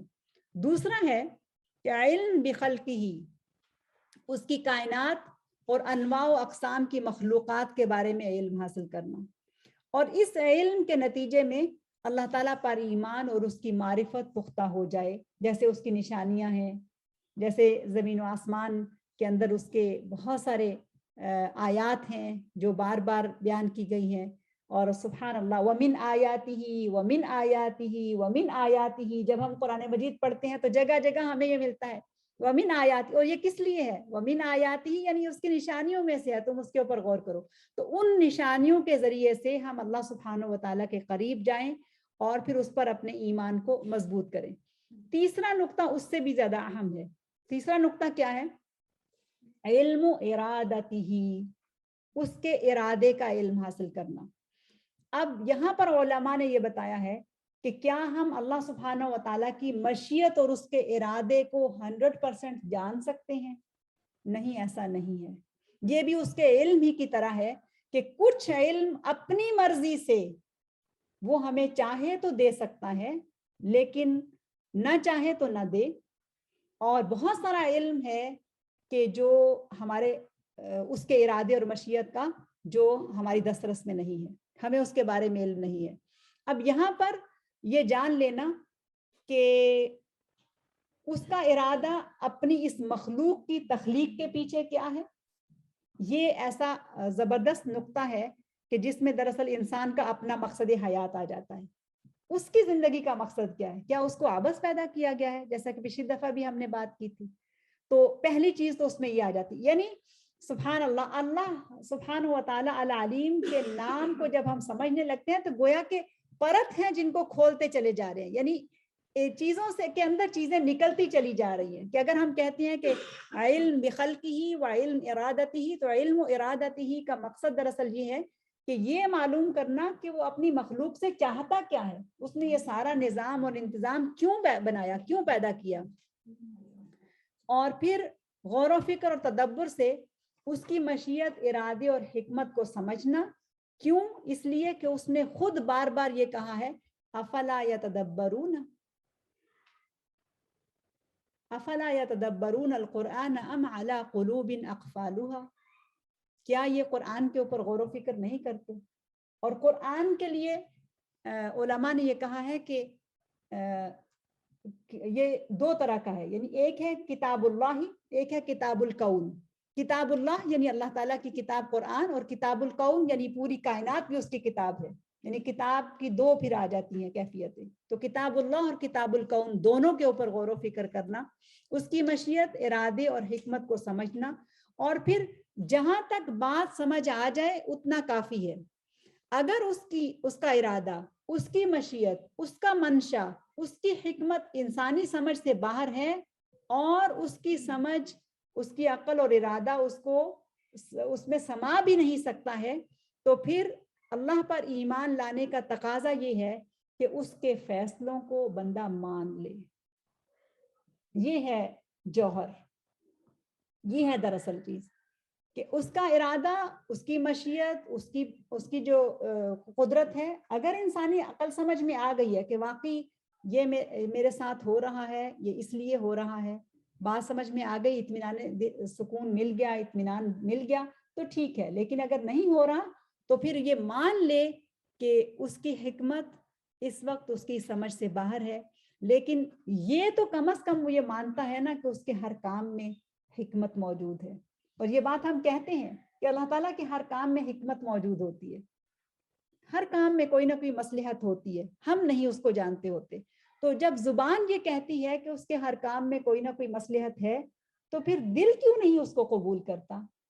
تو یہی دراصل امتحان ہے کہ زبان مانتی ہے اور یہ ایمان کا حصہ ہے, تو پھر دل کو بھی اس کو قبول کر لینا چاہیے. اب جب دل اس کو قبول کرتا ہے یا نہیں کرتا, تو اس میں بھی نا کچھ چیزیں آ جاتی ہیں جو علماء ہمیں یہ بتاتے ہیں, اور وہ یہ کہتے ہیں کہ اس میں بھی پھر کمی بیشی ہوتی رہے گی. یعنی کبھی دل بہت, جیسے کہتے ہیں نا کہ دل ٹھک گیا, بس اب شرح صدر مل گیا, اب اطمینان مل گیا, اب اس کے اوپر اب کوئی وسوسہ نہیں, کوئی کچھ نہیں. ایک وہ کیفیت ہے الحمدللہ, اور ایک وہ کیفیت ہے جس میں ابھی کچھ تذبذب ہے, تو اس کو بھی قبول کرے. اور پھر تعلق اس نے کس کے ساتھ بنانا ہے؟ اللہ سبحانہ و تعالیٰ کے ساتھ, اور اسی کے ساتھ تعلق بنا کے اس نے اس سے کہنا ہے کہ اللہ تعالیٰ یہ جو شک ہے, یہ جو وسوسہ ہے, یہ جو الخناس کی طرف سے یہ جو آ رہی ہیں چیزیں, اس کو تو ہٹا دے اور مجھے اس پر شرح صدر عطا فرما دے. اور یہی دراصل تفسیر ہے, یا دوسرے لفظوں میں معنی ہے اس کا کہ آمنت باللہ ثم استقم, آمنت باللہ ثم استقم, میں اللہ تعالیٰ کے اوپر ایمان لے آئی اور پھر اس کے اوپر استقامت. یہی دراصل استقامت ہے, یعنی اس کے فیصلوں کو مان لینا, اس کی قضا اور قدر کو قبول کر لینا, اور جس طریقے سے اس نے جیسے لکھا ہے اس میں, اس کے لیے اس کو مان لے کہ واقعی اس کے پیچھے کوئی نہ کوئی حکمت ضرور موجود ہے. وہ حکمت اللہ تعالیٰ دکھا دے اور مزید شرح صدر عطا فرما دے تو بھی اچھی بات ہے, نہ بھی دکھائے تب بھی مومن کا عقیدہ یہی ہے اور ہونا چاہیے کہ وہ اس کو قبول کر لے. اور چوتھی چیز جو امام الغزالی رحمہ اللہ نے لکھی ہے وہ ہے کہ, اور وہ بھی بہت اہم بات ہے, وہ ہے کہ اس بات کا علم حاصل کرنا کہ اللہ تعالیٰ العلیم انسان سے کیا چاہتا ہے. یہ چوتھا نقطہ ہے, اس کا انسان سے کیا منشا ہے, کیا انسان سے وہ کیا چاہتا ہے. ان تمام علوم کا مصدر اللہ العلیم کی کتاب القرآن ہے, اور یہ سمجھنا اور اس کا علم حاصل کرنا کہ جو حکم دیے گئے ہیں وہ کون سے ہیں، جن چیزوں سے منع کیا گیا ہے وہ کون سے ہیں، یعنی اوامر اور نواہی، ان کا علم حاصل کرنا، قرآن کا، حدیث کا، شریعت الہی کا علم حاصل کرنا، اور پھر ان سارے علوم کا جو منبع ہے وہ قرآن ہے، اور پھر اس کے ساتھ ساتھ اللہ تعالیٰ کی ذات، اس کے اسماء، صفات، افعال، اس کی تخلیقات، اوامر اور نواہی کے ساتھ ساتھ اس کی مشیت، اس کا ارادہ، اس کے وسیع علم، ان سب کا علم جتنا بھی ممکن انسان سے ہو سکتا ہے اس کو بصیرت کے ساتھ حاصل کرنا، اور وہ علوم کے جو انسانیت کی رہنمائی کے لیے قیامت تک کے لیے قرآن میں محفوظ کر دیے گئے ہیں انہیں حاصل کرنا، یہ انسان کی ذمہ داری ہے۔ یہ نہیں کہ بس تھوڑا بہت سمجھ لیا اور بس اب اسی پہ اکتفا کر کے بیٹھ گئے کہ میں نے تو ایک دفعہ ترجمہ قرآن پڑھ لیا ہے اور ایک دفعہ تو یہ حدیث کی فلاں کتاب پڑھ لی ہے اور بس یہ میرے لیے کافی ہو گیا۔ جتنی انسان کے اندر استطاعت ہے، جتنی اس کے اندر صلاحیت ہے، جتنی اس کے پاس وسائل ہیں، جتنی اس کی توفیق ہے، اس کے مطابق وہ علم حاصل کرتا رہے۔ اور اللہ سبحانہ و تعالیٰ نے خود اپنے نام الرحمن کے ساتھ اس کا جو تعارف دیا ہے وہ سورہ الرحمن کے اندر فرمایا کہ الرحمن علم القرآن، یعنی علم کو تخلیق سے بھی پہلے، پھر بعد میں کہا خلق الانسان، تخلیق کو بعد میں رکھا اور علم کو پہلے رکھا۔ الرحمن علم القرآن خلق الانسان علمہ البیان، تو علم اور الرحمن کا جو تعلق ہے اس کو پہلے بیان کر دیا۔ دیکھیے اللہ سبحانہ و تعالیٰ نے 1,24,000 پیغمبر بھیجے تھے، یہ جن کا ذکر جو ہے کچھ کا ذکر قرآن مجید میں موجود ہے اور کچھ کا ذکر نہیں ہے، لیکن حدیث کی روشنی میں 1,24,000 انبیاء بھیجے گئے ہیں۔ ان انبیاء کو اللہ العلیم نے اپنے خزانے سے خاص علم عطا کیا، اور انبیاء کو یہ وصف حاصل ہے کہ وہ براہ راست اللہ سبحانہ و تعالیٰ سے علم حاصل کرتے ہیں، اور اسی طرح سے اللہ سبحانہ و تعالیٰ نے کتابیں بھی نازل کی۔ اب ہمارے علم میں جو کتابیں ہیں وہ 4 مشہور کتابیں ہیں، لیکن اس سے زیادہ کتابیں نازل ہوئی ہیں۔ انبیاء پر نازل ہونے والی کتابوں کی کل تعداد 104 ہے، 104 کتابیں انبیاء پر نازل کی گئی ہیں۔ وہ اس طرح سے ہیں کہ شیث علیہ السلام کے اوپر اللہ سبحانہ و تعالیٰ نے 50 صحیفے نازل کیے تھے، شیث علیہ السلام 50 صحیفے، ادریس علیہ السلام کے اوپر 30 صحیفے نازل ہوئے تھے۔ صحیفہ یعنی آسمانی کتب، کتاب بڑی ہوتی ہے اور وہ چھوٹا، اس کو چھوٹا کہتے ہیں، چھوٹے کو صحیفہ کہا جاتا ہے۔ ابراہیم علیہ السلام کے اوپر 10 صحیفے نازل ہوئے تھے، موسیٰ علیہ السلام کے اوپر تورات کے علاوہ 10 صحیفے نازل ہوئے تھے۔ اس طرح یہ تعداد کل 100 ہو جاتی ہے۔ پھر ان تمام صحیفوں کی تعلیمات کو ایک جگہ جمع کر کے تورات کی شکل میں نازل کیا گیا، ٹھیک ہے۔ اس کے بعد سابقہ تمام صحیفے اور تورات، ان سب کی تعلیمات کو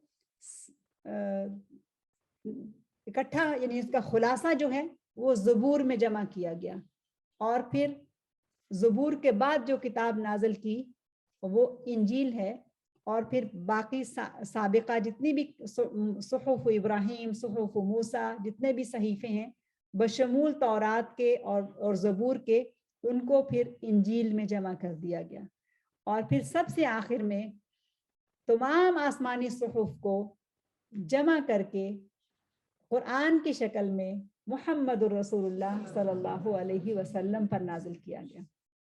تو یہ ہے دراصل علوم کا خزانہ قرآن جو رسول اللہ صلی اللہ علیہ وسلم کو دیا گیا، اور ایسا بڑا علم ہے، سبحان اللہ، ایسا بڑا علم ہے کہ اس علم کو حاصل کرنے میں اگر کوئی لگ جاتا ہے تو یقین کریں ایک زندگی ناکافی ہے، ایک زندگی ناکافی ہے اس قرآن کو سمجھنے کے لیے۔ جب اس کی سمجھ آتی ہے تو پھر انسان یہ چاہتا ہے کہ اللہ تعالیٰ تو مجھے اور زندگیاں دے کہ میں اس قرآن کو سمجھ سکوں۔ یہ اتنا بڑا خزانہ ہے جس کو ہم صرف بس برکت کے لیے پڑھتے ہیں، اور پھر چند اس کی آیات پڑھ کے اور بس کچھ ترجمہ پڑھ کے ہم بیٹھ جاتے ہیں کہ ہم نے بہت کمال کر لیا۔ قرآن تو بہت عجب بات ہے، جس طرح سے بھی اس کو سمجھا جائے سمجھنے کی کوشش ہونی چاہیے۔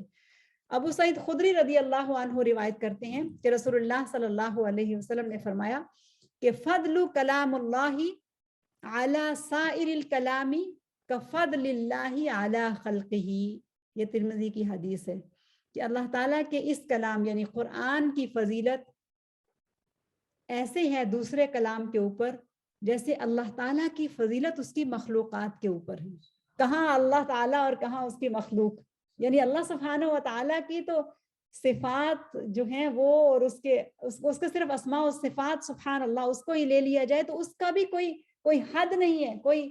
ہم جب اسماء اللہ الحسنہ کی بات کرتے ہیں جو اس کی صفات ہیں، صفات الذات ہیں، پھر صفات الافعال ہیں، اسماء الصفات ہیں، جب ہم ان کی بات کرتے ہیں تو رسول اللہ صلی اللہ علیہ وسلم نے ہمیں یہ بتایا ہے، اور یہ دعا تو آپ سب کو یاد بھی ہوگی اور اگر نہیں ہے تو ہونی چاہیے۔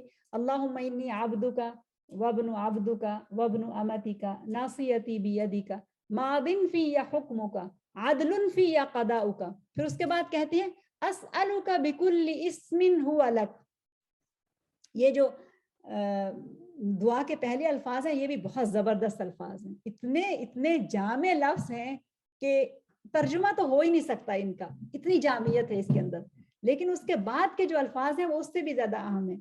اسألک بکل اسم هو لک سمیت بہ نفسک، یعنی میں تمہارے تمام اسماء کے ذریعے سے میں آپ سے اللہ تعالیٰ درخواست کرتی ہوں۔ اسألک بکل اسم هو لک، جو آپ کے نام ہیں سب کے ساتھ میں آپ سے سوال کرتی ہوں۔ سمیت بہ نفسک، جن کے ساتھ تو نے اپنے آپ کو نام دے رکھے ہیں، او انزلتہ فی کتابک، یا تو نے اپنی کتاب میں نازل کی۔ اب کتاب سے مراد یعنی یہ سارے صحف جن کی تفصیل میں نے آپ کو بتائی ہے، یہ نہیں مطلب کہ صرف قرآن مجید میں اللہ تعالیٰ کے نام اترے ہیں، 104 کتابوں کے اندر اللہ سبحانہ و تعالیٰ کے نام اترے ہیں۔ انزلتہ فی کتابک او علمتہ احد من خلقک، یا تو نے اپنی مخلوقات میں سے جس کو بھی وہ نام سکھائے ہیں، یعنی اس میں پوری مخلوقات کا علم، اور ان مخلوقات کے علم میں سے سب سے افضل علم انبیاء کا علم، سب سے افضل علم انبیاء کا علم، پھر انبیاء میں سے سب سے بہترین علم محمد رسول اللہ صلی اللہ علیہ وسلم کا علم، پھر اس کے بعد ان کے جو پیروکار ہیں ان میں سے جو علماء ہیں ان کا علم۔ تو اسألک بکل اسم هو لک سمیت بہ نفسک او انزلتہ فی کتابک او علمتہ احدا من خلقک او استأثرت بہ فی علم الغیب عندک،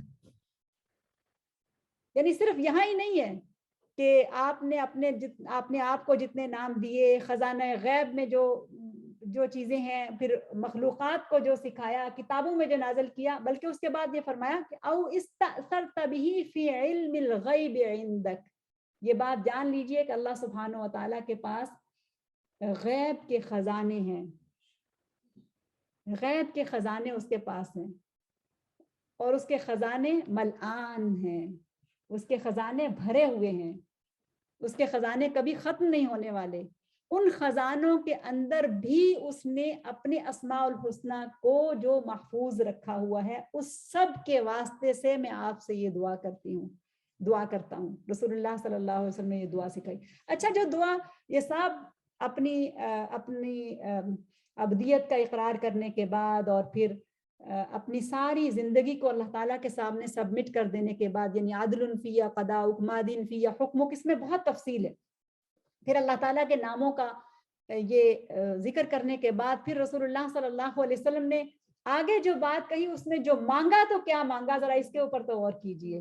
ان تجعل القرآن ربیع قلوبنا ونور صدورنا وجلاء احزاننا وذهاب غمومنا وہمومنا۔ سبحان اللہ، یعنی علوم، سبحان اللہ، علوم کا جو خزانہ ہے اس سب کے واسطے سے اور اللہ تعالیٰ کے ناموں کے واسطے سے، ادعونی استجب لکم، اور پھر یہ بھی کہا کہ اگر تم مجھے پکارنا چاہتے ہو تو میرے ناموں کے واسطے سے تم مجھے پکارو۔ کتنی دفعہ قرآن میں آتا ہے نا کہ وَلِلَّهِ الْأَسْمَاءُ الْحُسْنَى فَادْعُوهُ بِهَا، اس کے حوالے سے تم اس کو پکارو۔ تو اللہ سبحانہ و تعالیٰ کے ناموں کا تو کوئی حساب نہیں ہے. اب ان ناموں کے اندر جو علوم، جو نام اس نے ہمیں دیے، ان ناموں کے اندر جو علوم پوشیدہ ہیں ان کا کوئی حساب نہیں ہے. ان علوم کے اندر پھر اللہ سبحانہ و تعالیٰ کا نام العلیم ہے کہ جو سارے علوم کو سمیٹتا ہے اور وہ بتاتا ہے کہ وہ اس کی ذات العلیم ہے. اس کے اندر جو چھپے ہوئے خزانے ہیں اس کا بھی کوئی انسان ادراک نہیں کر سکتا. اتنی وسعت. اور پھر ان ساری وسعتوں کے ساتھ اللہ سبحانہ و تعالیٰ العلیم نے جو کلام دیا، اور اس کلام کا جو نچوڑ ہمارے ہاتھوں میں دیا، مجھے اور آپ کو ایک مسلمان ہونے کی حیثیت سے قرآن کی شکل میں دیا، اس کا فضل بتاتے ہوئے کہتے ہیں کہ فضل کلام اللہ علی سائر الکلام کفضل اللہ علی سائر خلقہ. اللہ تعالیٰ کے اس کلام کی فضیلت ایسی ہے دوسرے کلاموں پر جیسے اللہ تعالیٰ کی فضیلت مخلوقات کے اوپر ہے. تو یہاں تو کوئی نسبت ہی نہیں ہے. کوئی نسبت بھی ہو تب بھی، یعنی اللہ تعالیٰ کی نسبت اس کی مخلوقات کے ساتھ، اللہ تعالیٰ کا فضل، اس کی فضیلت، اس کے انعامات، اس کی صفات، اس کا تو کوئی انسانی عقل جو ہے اس کا ادراک نہیں کر سکتی. لیکن اس کا مطلب یہ نہیں ہے کہ عقل اس کا ادراک نہیں کر سکتی تو اس کو سمجھا نہ جائے. اللہ تعالیٰ نے انسانی عقل کو جتنی استعداد دی ہے اس کے مطابق اس کو سمجھنا، اس کے اوپر عمل کرنا، اس کے اسماء و صفات کے اوپر ایمان لانا، یہ ہمارے ایمان اور عقیدے کا حصہ ہے اور ہونا چاہیے. اور پھر ایک اور اہم بات جو میں آپ کو بتاتی ہوں وہ ہے کہ ہمارے رسول محمد رسول اللہ صلی اللہ علیہ وسلم، یہ بھی اللہ العلیم، اللہ سبحانہ و تعالیٰ العلیم کے نام کی وضاحت میں علماء نے باتیں لکھی ہیں جو میں آپ کے ساتھ شیئر کر رہی ہوں. وہ کہتے ہیں کہ العلیم نے نبی آخری جو بھیجا، اپنا محبوب نبی محمد رسول اللہ صلی اللہ علیہ وسلم، ان کو ایک وصف دیا اور وہ ہے امی. النبی الامی، معلوم ہے نا آپ کو.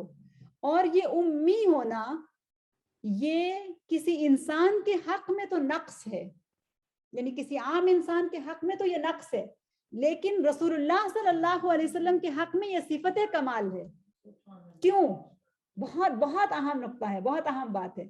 عام انسان کے حق میں یہ نقص ہے کہ آپ کسی سے کہیں کہ امی یعنی ان پڑھ ہے، پڑھنا لکھنا نہیں جانتا، اس طرح سے. یعنی امی کا مطلب جاہل نہیں ہے، امی کا مطلب ہے لکھنا پڑھنا نہ جاننے والا، جس کو لکھنا نہیں آتا.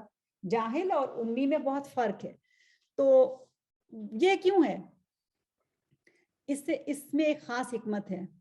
اللہ تعالیٰ نے اپنے محبوب صلی اللہ علیہ وسلم کو نبی امی جب یہ کہا تو اس سے مراد یہ ہے انہو یتنزہ عن علم البشری. انہو یعنی محمد رسول اللہ صلی اللہ علیہ وسلم، انہو یتنزہ عن علم البشری، کہ محمد صلی اللہ علیہ وسلم اس بات سے منزہ اور مبرہ ہیں کہ کوئی انسان ان کا استاذ ہو. یہ اصل چیز ہے. یعنی ان کے حق میں امی ہونا کیوں وصف ہے، کیوں کمال کی بات ہے کہ وہ اس بات سے مبرہ ہے کہ کوئی انسان ان کا استاذ ہو.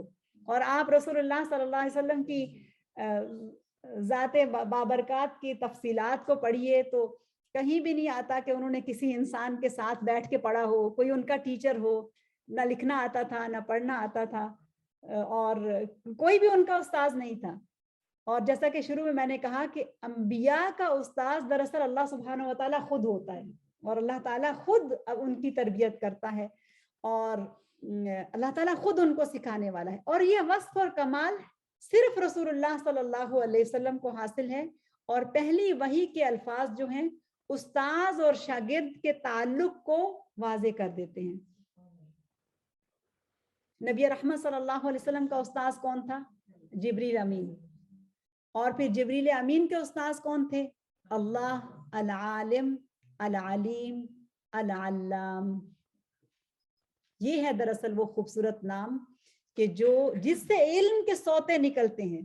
وہ دراصل وہ دریا یا وہ سمندر کے جس سے علم نیچے آتا ہے، جو یعنی کوئی انسان اگر کچھ بھی جانتا ہے تو اس کا تعلق دراصل اللہ العلیم کی صفت کے ساتھ ہے. اب اگر ایک اور ایسپیکٹ سے اس بات کو دیکھا جائے تو انسان معمولی سا علم بھی حاصل کر کے اپنے استاذ کے اوپر فخر کرتا ہے اور ان کا تذکرہ کرتا ہے.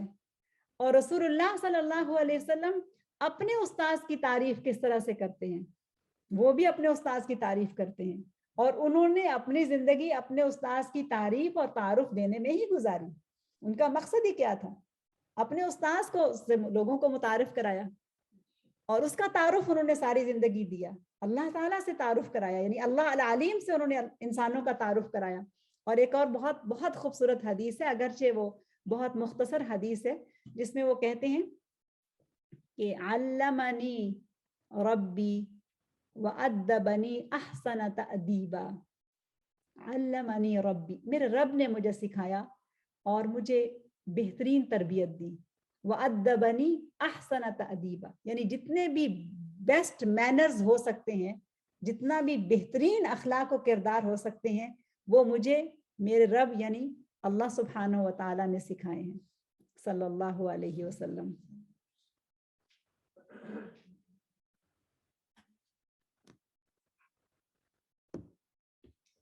اچھا جی, اب چند ایک نکات اس سلسلے میں رہ گئے ہیں, پھر ہم اسی نام سے متعلق اگلے ایک اس کے اوپر جائیں گے. تو جیسا کہ میں آپ سے کہہ رہی تھی کہ پہلا علم جو ہے وہ اللہ سبحانہ و تعالیٰ کا علم, اور پھر اس کے بعد دوسرا علم جو بہترین علم ہے وہ ہے دراصل حدیث کا علم اور سنت کا علم. اس کو حاصل کرنا, علم انبیاء کی میراث ہے اور زمین و آسمان کا وارث, بلکہ پوری کائنات کا وارث اللہ سبحانہ و تعالی اپنی صفت العلیم سے انبیاء کو خصوصی علم سے نوازتا ہے. اور یہ جو حدیث ہے العلماء ورثۃ الانبیاء, علماء انبیاء کے وارث ہیں. تو وارث تو وہ خود ہے نا, زمین و آسمان کا وارث. اللہ سبحانہ و تعالیٰ کا ایک نام, خوبصورت نام الوارث بھی ہے, بہت خوبصورت ہے, اس کے اندر بھی اتنی خوبصورت حکمت کی باتیں ہیں. تو اللہ تعالیٰ کیسا, اللہ العلیم کیسا آنر دیتے ہیں کہ کس طرح سے انہوں نے علماء کو علم کے ذریعے سے نسبت دے کر اپنا وارث قرار دے دیا. اور ایک بہت مشہور حدیث ہے, آپ نے سب نے سنی ہوگی, کہ جب رسول اللہ صلی اللہ علیہ وسلم کی وفات ہو گئی اور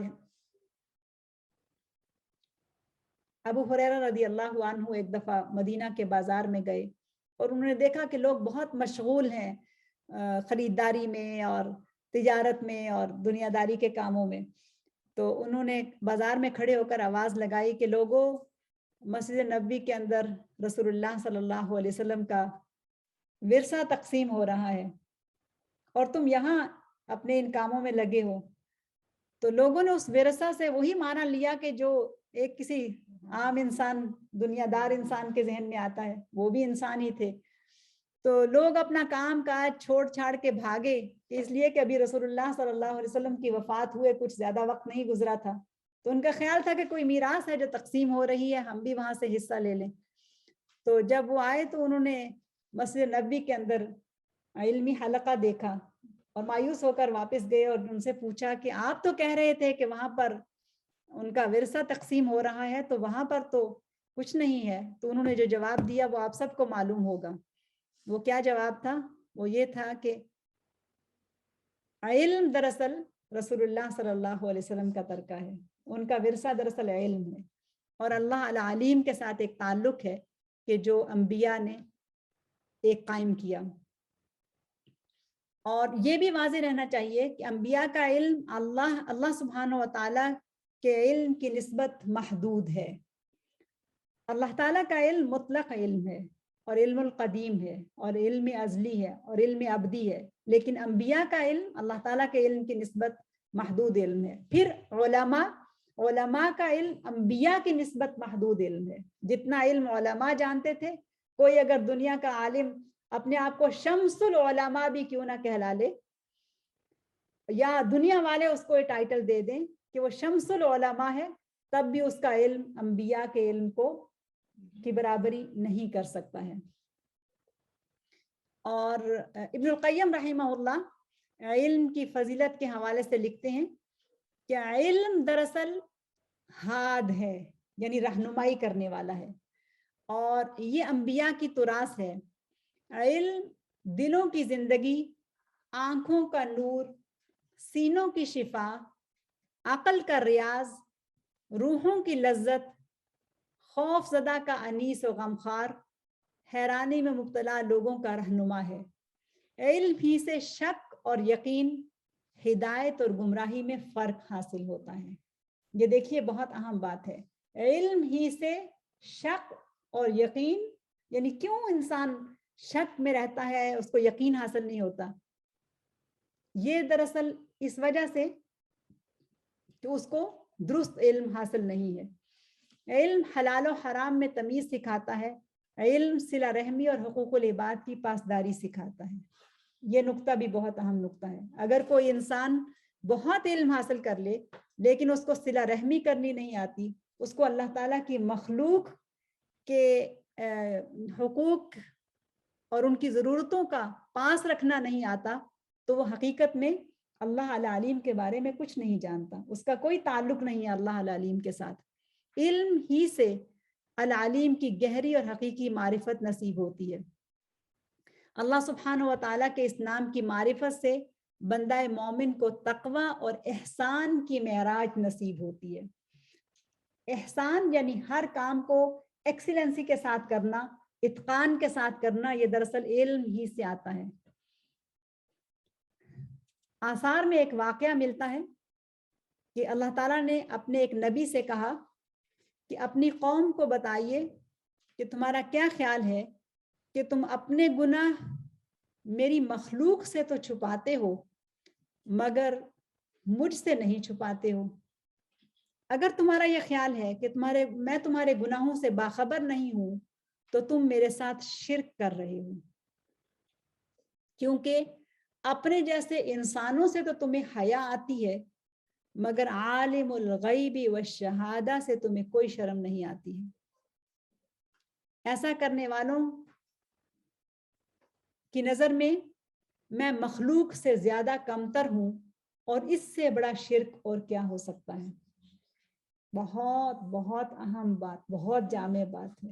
یعنی اللہ العلیم کا علم، اس کی، میں نے شروع میں کہا نا کہ یہ وہ علم ہے کہ جو انسان کو اپرائٹ کر دیتا ہے۔ اللہ العلیم کا علم انسان کو سیدھا کھڑا کر دیتا ہے، اس کے ایمان اور اس کے عقیدے کو پختگی اور ثبات عطا کرتا ہے۔ تو یہاں پر اس کو دیکھیے کہ کتنی بڑی بات کہی گئی ہے کہ لوگوں سے تو تمہیں حیا آتی ہے مگر عالم الغیب والشہادہ سے تمہیں شرم اور حیا نہیں آتی۔ ایسا کرنے والوں کی نظر میں تو میں مخلوق سے زیادہ کمتر ہوں کہ مخلوق کا لحاظ اور شرم وہ کرتے ہیں ان کے سامنے۔ اور اس حقیقت کو قرآن میں بھی بیان کیا گیا، سورہ النساء کی آیت نمبر 108 ہے، یستخفون من الناس ولا یستخفون من اللہ وہو معکم وہو معہم۔ یستخفون من الناس، وہ لوگوں سے تو چھپا چھپا کر کام کرتے ہیں، ولا یستخفون من اللہ، لیکن اللہ سے کچھ نہیں چھپاتے۔ کیوں؟ اس لیے کہ وہ چھپا نہیں سکتے۔ اللہ تعالیٰ تو عالم الغیب والشہادہ، ظاہر اور باطن کا جاننے والا ہے۔ اور جبکہ اگرچہ وہ ان کے ساتھ ہے، وہو معہم، وہ ہر وقت ان کے ساتھ ہے، العلیم جو ہوا۔ اور وہب بن الورود کہا کرتے تھے کہ اللہ سے ڈرو جس قدر اس کا علم اور قدرت تم پر ہے، اور اس سے اس قدر تو حیا کرو جتنا وہ تم سے قریب ہے۔ اور کسی نے کہا کہ ان سے کہا، یعنی وہب سے کہا کہ مجھے نصیحت کیجئے۔ انہوں نے اسے جواب دیا، اتق اللہ ان یکون احور الناظرین الیک۔ بہت زبردست جملہ ہے۔ اے بندے، یعنی اللہ سے ڈر، اور کہیں ایسا نہ ہو کہ اللہ کا مقام عام انسان سے بھی تمہاری نظر میں کم ہو جائے۔ ایک عام انسان، ایک بچے سے بھی انسان کبھی حیا کرتا ہے، ایک نابالغ بچے سے بھی کبھی انسان حیا کرتا ہے کہ اس بچے کے سامنے یہ کام نہیں کرنا، لیکن وہ اللہ العلیم سے حیا نہ کرے، اس کو نہ جانے، اس کو اپنے قریب نہ سمجھے۔ تو یہ وہ نام ہے کہ جو انسان کو خشیت اور استقامت کا وصف عطا کرتا ہے۔ اور علم نور ہے، اور اللہ العلیم مومن کی زندگی میں اس نور کو تبھی پیدا کرتا ہے جب اس کے اندر یہ اور یہ، یعنی آنے والے صفات اس کے اندر موجود نہ ہوں۔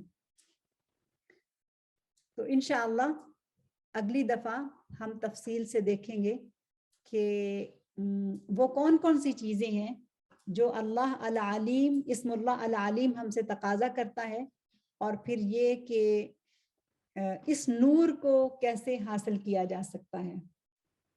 اور جب نور کی بات کرتے ہیں تو اللہ سبحانہ و تعالیٰ خود النور ہے، اللہ نور السماوات والارض، اور اللہ العلیم بھی ہے. سبحان اللہ، اللہ سبحانہ و تعالیٰ کا نام النور جو ہے وہ تو ایک اور طرح کی معرفت اور پہچان اپنے اندر رکھتا ہے، لیکن اس کے ساتھ جب علم نور ہے اس کے ساتھ ہم اس کو دیکھیں تو ہمیں سمجھ آتی ہے کہ بہت ساری چیزیں جو ہیں وہ یہاں پر سیکھنے اور سمجھنے کی ہیں. ایک بہت مشہور کتاب ہے حلیۃ طالب العلم، عربی زبان میں ہے حلیۃ طالب العلم، طالب علم کا زیور. اور اس پر علماء نے، یہ بہت مختصر سی کتاب لکھی گئی، لیکن پھر اس کے بعد اس کی بہت ساری شرح لکھی گئی. پھر اس کے بعد ایک اور کتاب اس کو آپ یوں کہہ سکتے ہیں کہ ایٹیکیٹ آف سیکنگ نالج، یعنی علم سیکھنے کے آداب کون کون سے ہیں. تو اس پر بھی بہت ساری تفصیل لکھی گئی ہے. تو یہ جو ایک کتاب ہے، مختصر سی کتاب ہے حلیۃ طالب العلم، اس کے کچھ نکات میں نے اللہ العلیم کے نام کی وساطت سے یا اس کی نسبت سے جمع کیے ہیں کہ ہمیں معلوم ہونا چاہیے کہ جب ہم اللہ العلیم کے ساتھ اپنا تعلق جوڑتے ہیں اور اس کے علم کو مطلق علم سمجھتے ہیں اور علم ازلی بھی سمجھتے ہیں، علم قدیم بھی سمجھتے ہیں، تو اس کے بعد جب مومن کا اللہ تعالیٰ سے تعلق بنتا ہے تو اس تعلق کے قائم ہونے کے بعد وہ کون کون سی ذمہ داریاں ہیں جو اس کے اوپر آتی ہیں. میں ایمان والوں کی بات کر رہی ہوں، اہل ایمان کی بات کر رہی ہوں. اور اگر ہمیں ایمان والوں کے گروہ میں اپنے آپ کو اپ گریڈ کرنا ہے اور ایمان والوں کے گروہ میں اپنے آپ کو داخل کرنا ہے تو پھر اللہ العلیم کا نام اور اس کے تقاضے جو ہیں وہ کون کون سے ہیں، کون کون سے آداب ہیں جو ہمیں معلوم ہونے چاہیے کہ علم سیکھنے کے لیے یہ ضروری ہے. تو انشاءاللہ اگلے سیشن میں جب بھی ہوا تو ہم اس کتاب کو پڑھیں گے، اور اس کتاب کا نام ہے حلیۃ طالب العلم. علم کو سیکھنے والے کا زیور، طالب علم کا زیور کون سا ہے.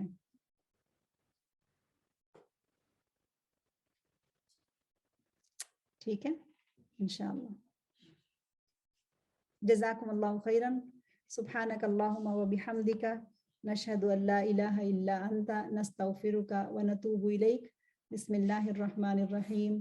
والعصر ان الانسان لفی خسر الا الذین آمنوا وعملوا الصالحات وتواصوا بالحق وتواصوا بالصبر.